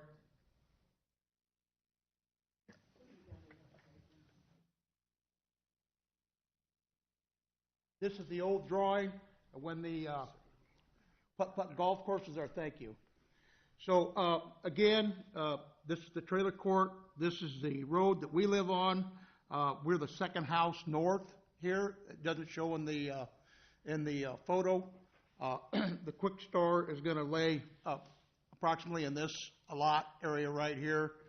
Our biggest concerns are the congestion of the intersection that's at Hennessy Court Drive and our frontage road now. There's going to be a lot more traffic coming in and out of the Quick Star, Quick Trip, whatever the name's going to be. There's a tremendous amount of bus traffic that comes through there from Linmar Schools in the morning, comes down our frontage road to go into the trailer court. And it's a little congested right now. I don't know what the city fathers have in mind.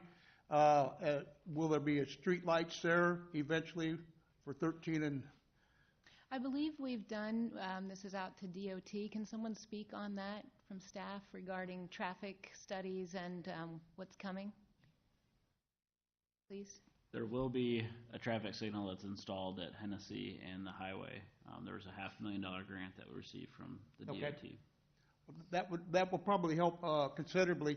The other question I had, and I don't have the the other drawing that is the current drawing of the site that's there now, do I understand it correctly that when the customer's going into the Quick Start properties, they'll be coming in this direction from Hennessy Parkway and then exiting and then going back up this way? Or will they all come in and out that same place? Because that will add to the congestion of that intersection right there as well.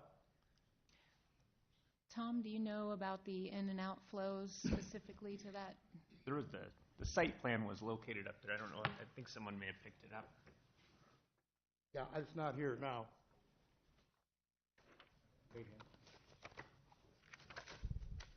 But That'd be great there's if a you can.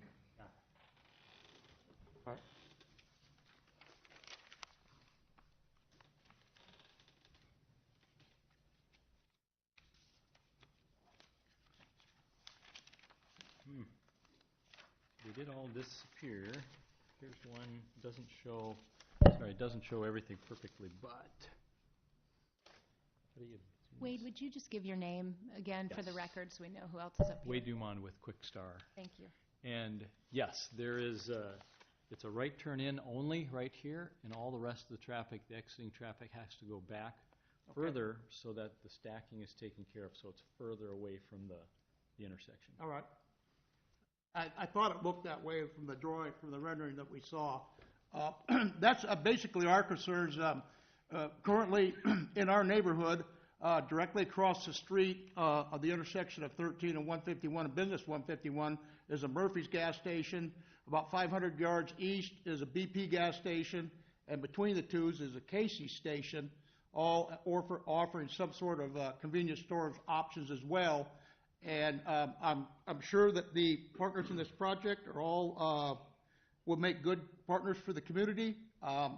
We're just concerned with the traffic flow of that intersection right there, what's going to happen and how it's all going to sync together for the betterment of the whole community. Thank you very much. Thank you, Dan. Anyone else to speak against or need clarification on anything? Okay, seeing none, the public hearing is closed, so we'll pull it back up here for discussions and any further questions by council for staff or each other. Read it. Resolution? Oh, go ahead. Yes, sorry, thank you. Your Honor, I make a motion to approve resolution number 26732, approving the preliminary site development plan for Quick Star Convenience Store located at 5992 Carlson Way, east of Highway 13 and south of Hennessy Parkway, Quick Trip Incorporated. Second. Okay, we have a motion by Kim and a second by Paul, and we'll get to discussion. I would just like to ask if we weren't going to do a roll call vote, that we do for this vote, please. Yeah. Yeah, Kim? Okay. I was just wondering about those sandwiches. Do they make those at the stores?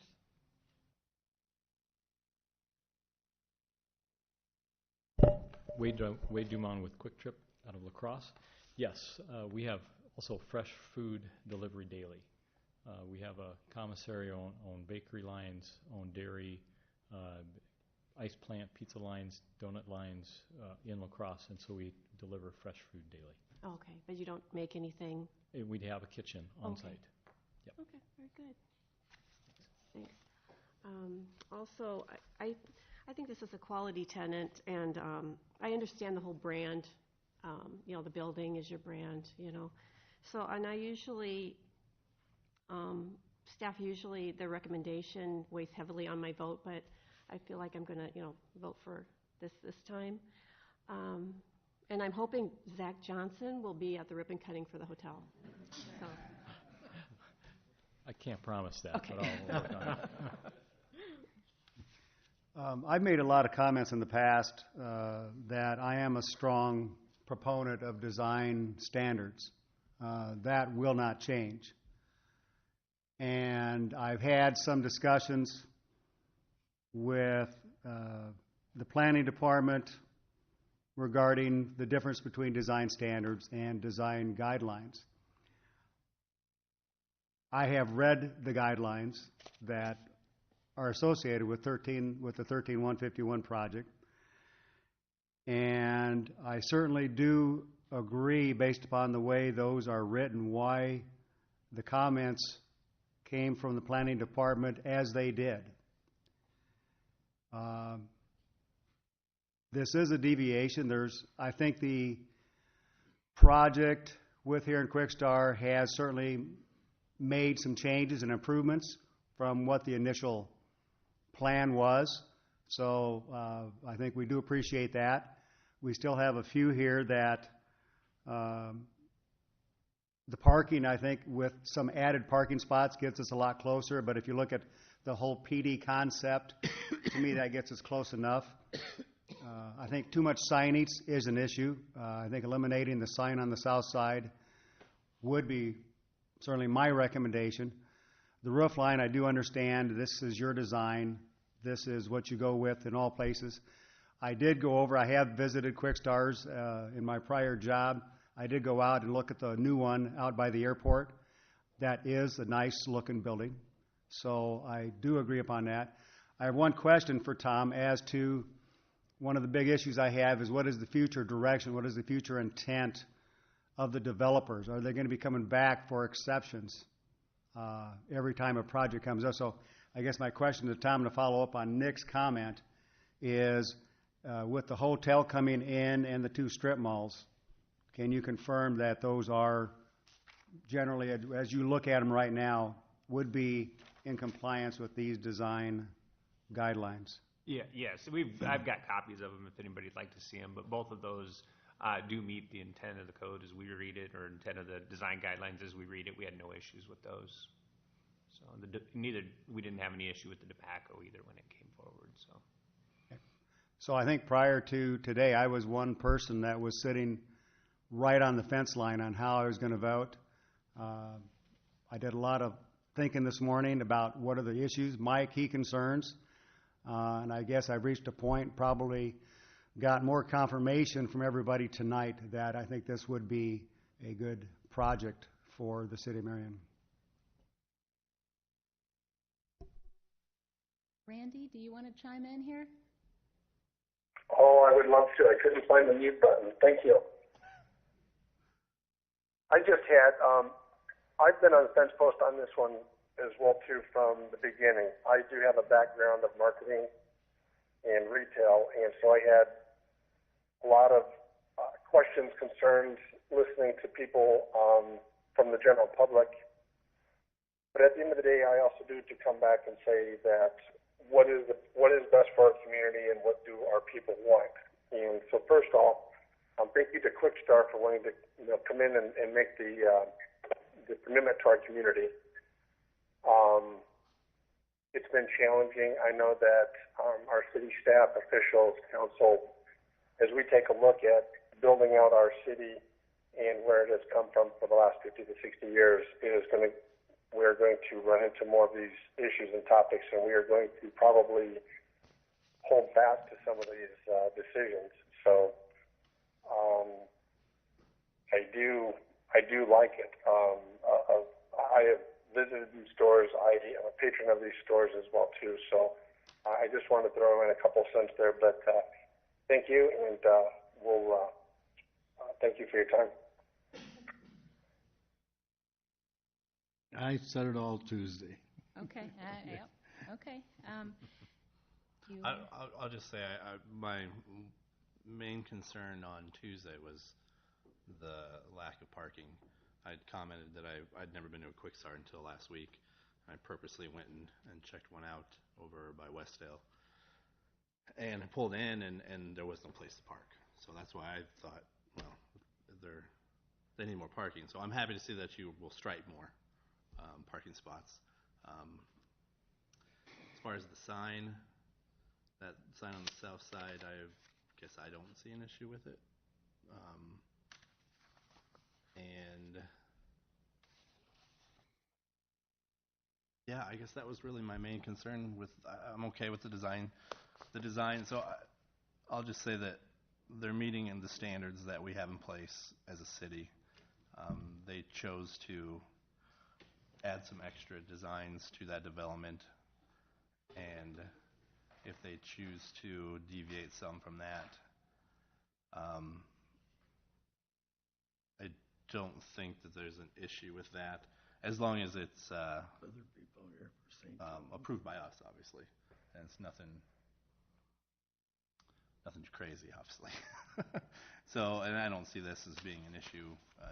It's keeping with their look and their design and their brand. I think that's about all. Okay, I wasn't here Tuesday, but as I mentioned, I have followed this. I listened to Tuesday's discussion, and obviously thank you to everyone who came out tonight for your questions and your comments and your feedback. So I'm obviously a new council member, but there are some things that guide my decisions, and one of them is leading planned growth, and another is higher design standards. And I served on planning and zoning when we approved those guidelines for Squaw Creek, and we have plastered those in every presentation the city does to tout what's coming and who we are and what Marion's brand is. And I totally respect that Quickstar has a brand.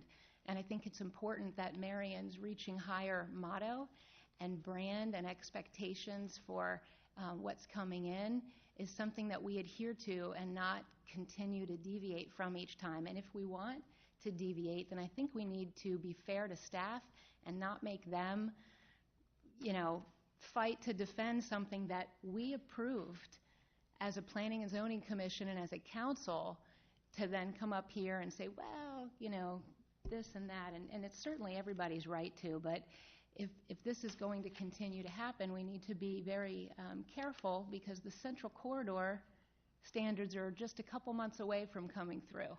And then what are we going to do with those guidelines, and how are we going to regulate and make sure that what the vision for Marion is, which is our jobs up here, how we carry that out consistently, what people can expect, and the kinds of people we hope to attract. I agree with every comment about Quickstar in terms of hoping that it comes, the positive vibe, then where it's, the placement of it. I think it's a great fit.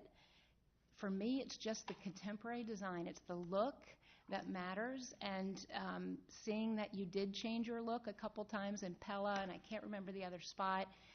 I think that there's something with corporate branding that some people have changed, and when you're a strong enough brand, as I believe that Quickstar is, people still know who you are. They're not going to not come in and buy your food because you don't have the green roof or something. I was just in Austin this week, and I saw a big area of a Home Depot and a Bed Bath & Beyond, and they were on different look.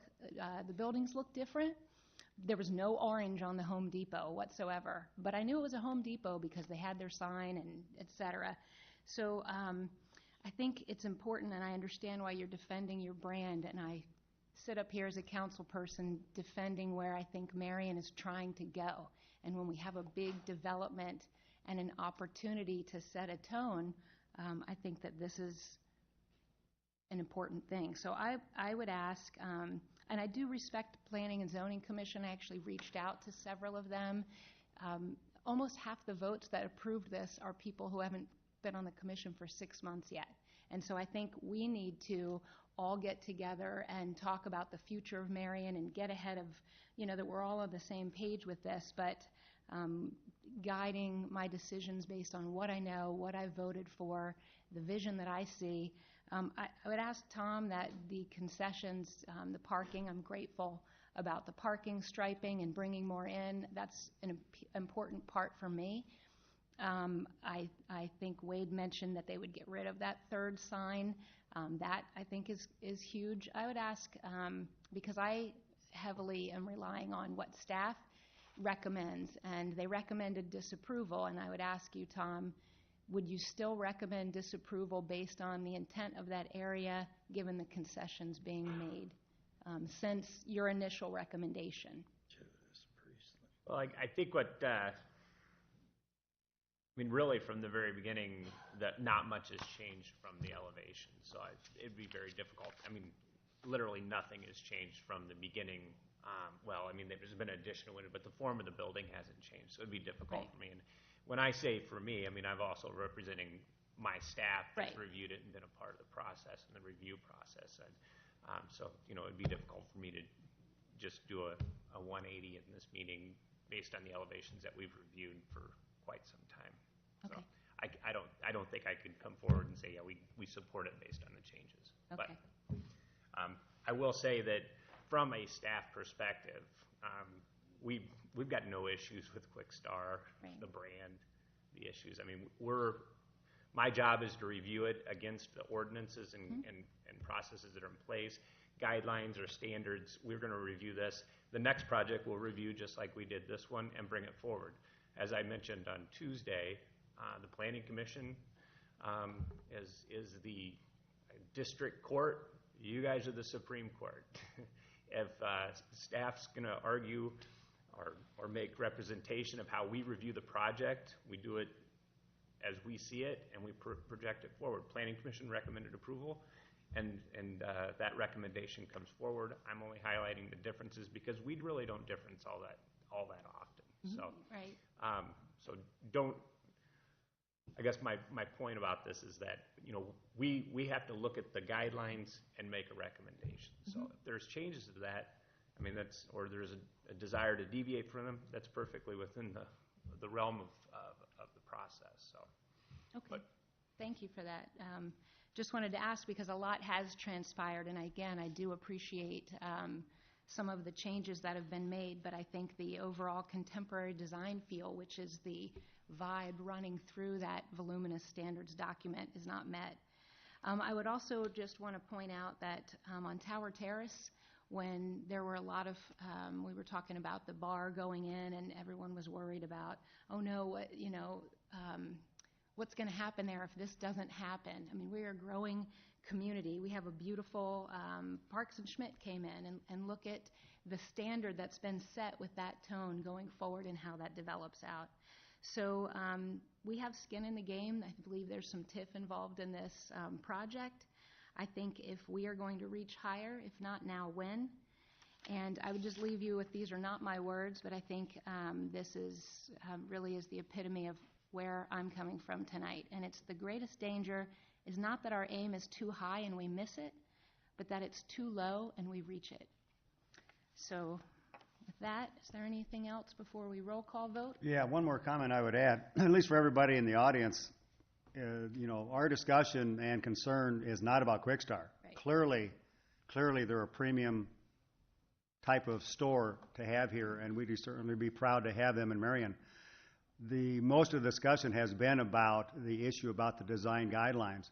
So it is very important that we do take a look at those. If we were having a major deviation and that building was going to be right smack in the middle of this development, I'm not sure you're going to see the support that you're hearing here. This is at the edge. It does have some transition. That does have some merit. But to put everybody through this in the future, or at least to minimize that, I would probably suggest the developer consider an amendment to these guidelines. That I know I'm hearing you say you have some intent, but I've read these guidelines, and when I first went through those, I completely disagreed, and I did agree with the planning department. So I think there is some merit to consider an amendment. We know there's going to be more projects since this is a PD. We know there's going to be more projects coming through in the future. So if we can make it easier on everybody in the future, I'd certainly be in support of that. Okay, and with that, we'll have a roll call vote, please. Thank you. Mr. Draper? Yes. Ms. Etzel? Yes. Mr. Jensen? Yes. Ms. Gedalia? No. Mr. Brandt? Yes. Mr. Sternad? Yes. Okay. Thank you. Motion passes 5-1. Moving on to the next resolution. Next, I would make a motion to approve resolution number, I make a motion to approve resolution number 26733, approving the final plat development plan for QuickStar Convenience Store located at 5992 Carlson Way, east of Highway 13 and south of Hennessy Parkway, Quick Trip, Inc. Second. Okay, we have a motion by Steve, a second by Kim. We'll give a moment for people to move out to the hall before we have any further discussion, if any. They're coming back. Okay. Any discussion on the final site development plan motion? Seeing none, a roll call vote again, please, Beth? Ms. Etzel? Yes. Mr. Jensen? Yes. Ms. Gedalia? No. Mr. Brandt? Yes. Mr. Sternad? Yes. Mr. Draper? Yes. Okay, motion passes. I make a motion to approve resolution number 26734, approving a final site development plan for the Ridge at Indian Creek Addition, located northeast of the Core Road and southeast of Indian Creek Road, Abode Construction Incorporated. Second. Okay, motion by Will, second by Kim. Any discussion on this final site development plan? Okay, all those in favor signify by saying aye. Aye. Those opposed? Randy was a yes, okay. Okay. All right, moving on to the administration portion of the agenda. Yes, Your Honor. I'd like to motion directing staff to negotiate a memorandum of understanding, an MOU, with Timberline Manufacturing for tax increment financing, the TIF assistance. Second. Okay, a motion by Paul, second by Kim.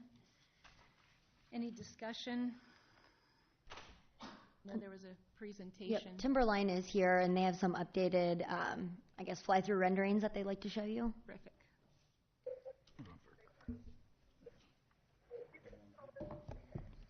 So something just briefly, I believe the project had promised you for today, and so they just wanted to, Greg is here with Primus Companies, and we'll tell you more just to get a sneak peek. Good evening. Greg Schwarzner with Primus Companies, 401 8th Avenue, Cedar Rapids, representing Timberline Manufacturing, 1050 Lions Lane, Marion. After our meeting on Tuesday, speaking with the council, we had gone through some elevations, some renderings. Just wanted to come back with, we've got a few renderings that are in addition to that, showing you some of the materials that we spoke about. And then I have a video as well, so if it's all right with you, I'll just go ahead and play that right now, and then I'll take any questions.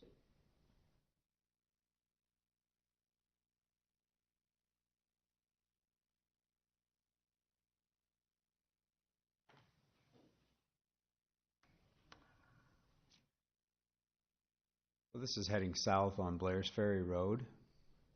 Coming back around, getting a view from the, what would be, I believe, your southeast corner. Coming back up, shows you some of the elevations and the drop off from Blair's Ferry down into where the actual facility will be. Front space there is an office area, a little over 10,000 square feet, with a manufacturing facility of 74,750. The space to the left there, where you have a little green space area, that is an expansion piece, which would add 14,000 square feet. Greg, is that the area where you mentioned on Tuesday, or the other Greg, that you would eventually sell that parcel to have a different, something for some amenities in the area? Correct. Okay. And what that is right now we've got it carved out as a 1.25 acres for commercial use, and we're open to some options there that we would like to see. Okay, thank you. There are some renderings too, if you'd like me to show those.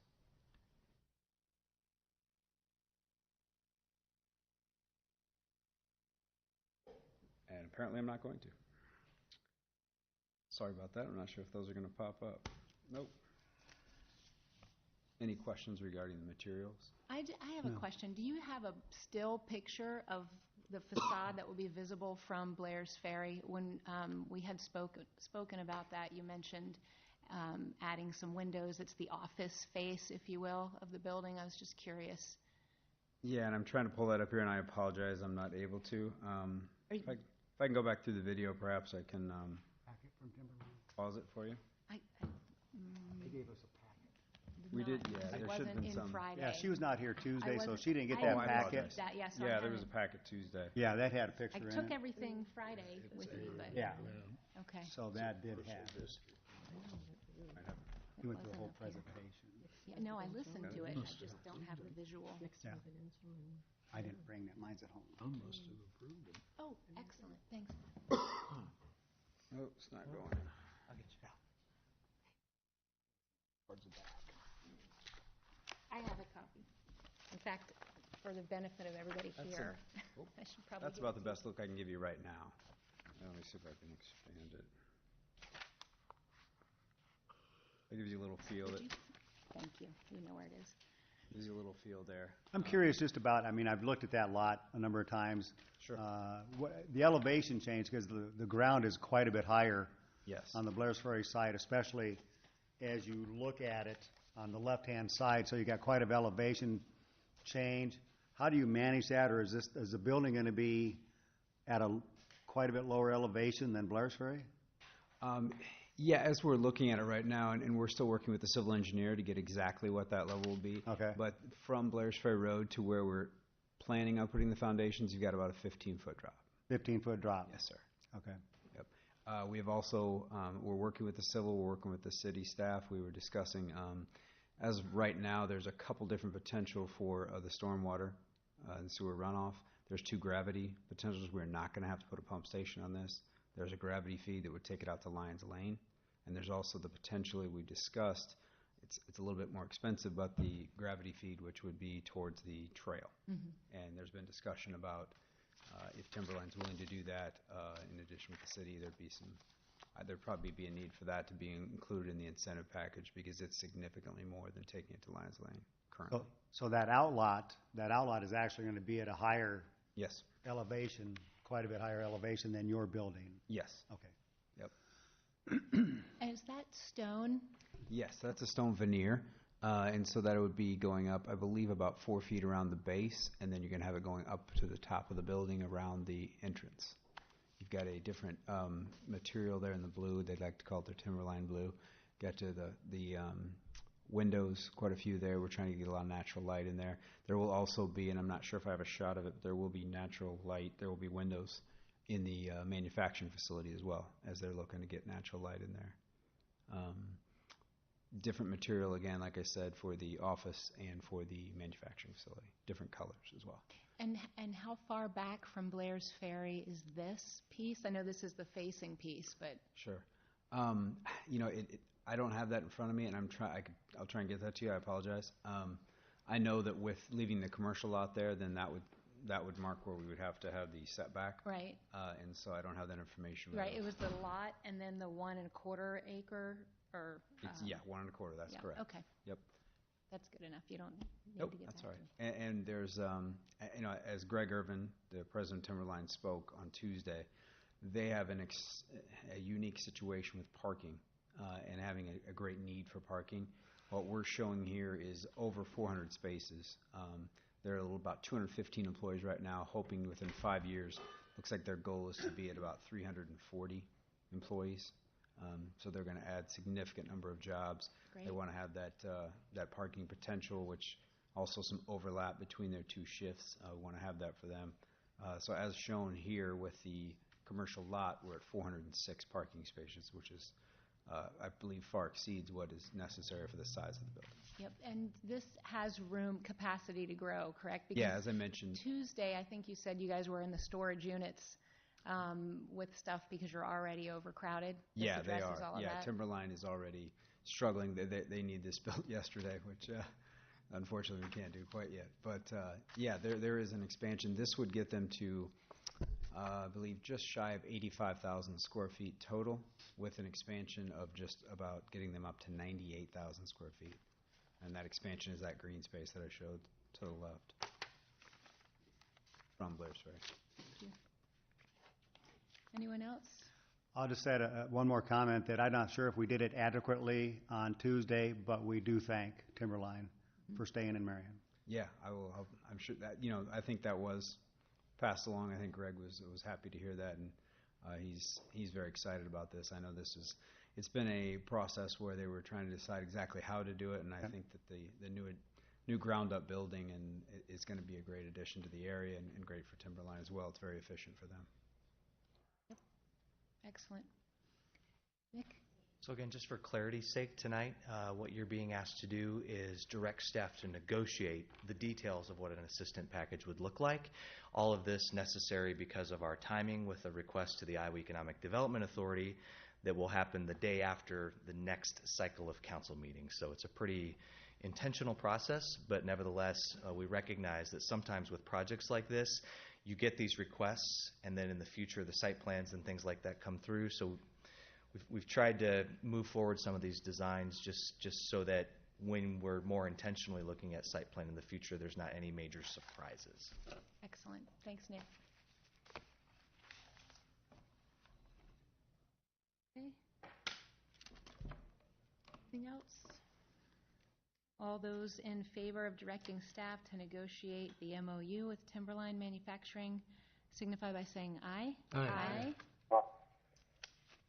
Any opposed? And the mayor's abstention. Kim? Okay. Your Honor, I make a motion to receive and file and refer to legal the correspondence from Bill McCartan regarding the airport. Second. We have a motion by Kim, a second by Will. Anything on this? This was that really big white packet we got Friday. Yeah. That is correct. And legal has actually reviewed the documentation. Since the agenda only has it for receive and file and refer to legal, I'm going to ask that we stick just to that. Okay. Not so much because of the danger of going off agenda, but given the nature of the contents of that, I think if there's going to be any discussion of it, it is appropriate for a closed session. Since we don't have closed session listed on the agenda, if there needs to be future discussion of this with council, I'd ask that we set it for a closed session in a future agenda. Well, then I'd like to make that request that we put that on a future agenda as a closed session. I would like that information distilled down. It was voluminous and a lot of legalese, so I just want to make sure I have a clear understanding. So whenever that fits to do that, maybe at And if I may, just to be clear, the actual letter from Attorney McCartan is only 2 pages.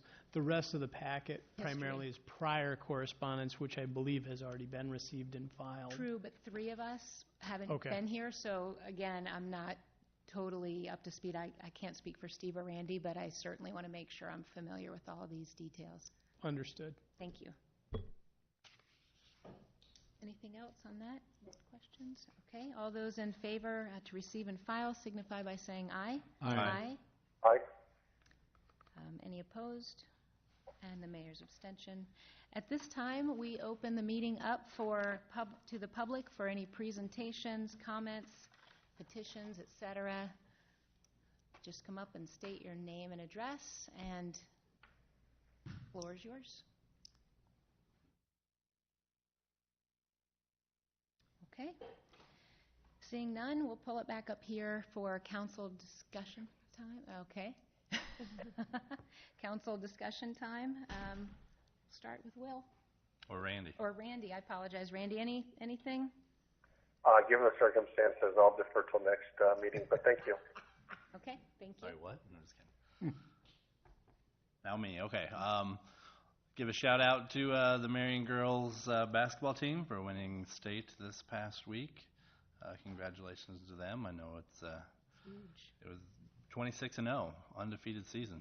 20 or 50, I think it was 55-2 in the last 2 years, and one of them was overtime loss in the championship last year. So kudos to the Marion girls, and then also to the Marion boys for making the state tournament. Also, unfortunately, they lost on Monday or whatever day it was. I was in Des Moines. Tuesday, I don't even remember now. To Xavier, the #1 team. So they were at least number 8 in the state this year, which is good. So good week for the Marion, or good past 2 weeks for the Marion Indians. Awesome. Yeah. Very that's good all. news. Steve? First, I'd like to, again, thank the staff for doing the job that they do. Again, the major issue, the reason for the big crowd tonight related to an interpretation of design guidelines that are there, and they did their job exactly the way they should have. It was also very nice to see a large crowd come tonight. So I know we had a number of public hearings, and I figured that was the one they were probably here for. So it was really nice to see a large crowd here tonight, and especially in support of that, and hearing the comments that they did have. So I do appreciate that. Yeah, I would like to congratulate Nick Glue on a really great Medco annual lunch this week. I always have a little bit of something I'd like to talk about history. Actually, tonight it could be at 5:30 when we started the meeting, but I'm going back a little further than that. I normally talk about a downtown building. Tonight I'm going back to the 1790s. And I'm taking us back to the 1790s in Russia. And the western part of Russia was the home for roughly 2,000 Jewish families. And if any of you saw Fiddler on the Roof, you'd realize how they were treated. And one of those young lads came to this country, Morris. He was 30 years old. He raised enough money for him to come, but not his wife and one child.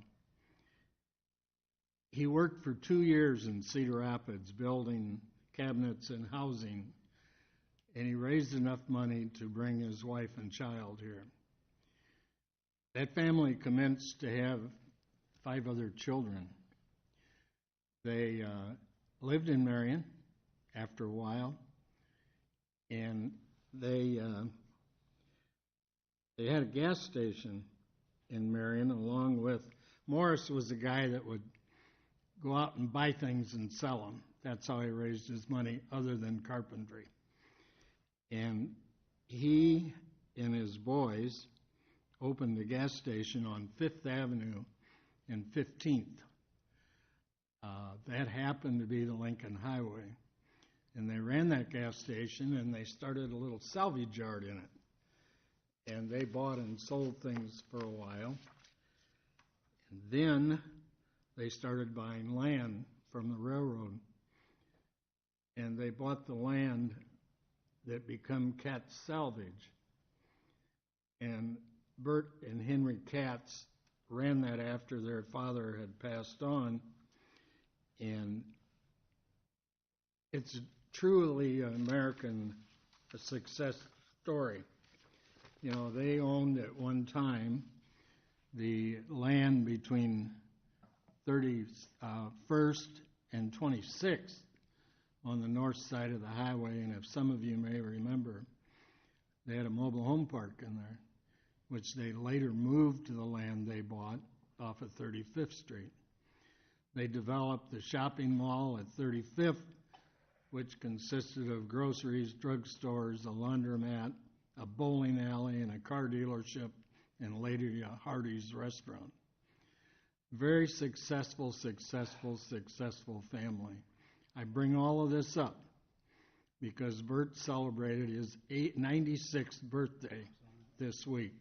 Henry is gone, but Bert is still among us. The Katzes gave the land for the fire station, the police station before it was removed. They gave the land for the YMCA.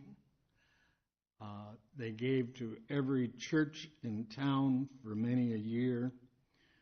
And if you have an opportunity to go to the post office, Bert Katz has written a book. He talks about Bert ended up in the Army as a captain and was on the first Wade in Normandy. He came home with a Purple Heart and some other medals. But this family, to me, have been friends. I was been pallbearers for them, and I just feel like if you run into Bert anywhere, say thank you, because they truthfully have been the greatest friends Marion has ever had. Thank you. Thanks, Paul. I just would like to close with really briefly sharing a little insight I learned when I did the coffee with the mayor at the end of February. It was the first time I'd gone to Hy-Vee. There's a great crowd, wonderful people who are regulars who go, and what the mayor does is just circle around and sit and talk, and Paul was there for some of that as well. And I thought it was just a great opportunity to talk to people, many of whom who have lived in this community their whole lives, so it was neat to kind of get the perspective on things. But it's also a great opportunity to not just view it as a passive time of talking, but also kind of putting things out there that are percolating with the city and with plans. I know I brought up Fire Station 3. I brought up the library, I brought up roundabouts, and they were actually very well received with that crowd. I even have a Linmar bus driver on record talking about how he moves better through those. And so it's, we certainly wouldn't want to encroach on anyone's morning coffee with a presentation, and that's not what I'm suggesting. But I think more so than just walking around and drinking a cup of coffee, we should also plant little nuggets and get feelers and have the back and forth. And it's just a good way to get information out into the community and observe that information as well. So I really enjoyed it. Really good people there. And Hy-Vee was so wonderful to, at their own expense, I guess every month they supply the coffee and the donuts and the setup, and that's very generous. It's great to have them as a partner in the community. And with that, I will adjourn the meeting. I think we should also note that Marion was the county seat before Cedar Rapids, and they had roundabouts before Cedar Rapids, but they're now following our lead. Trying to keep up with us. Yeah. Someone want to make a motion? Or Just close it? Okay. Motion to adjourn. I'm doing it.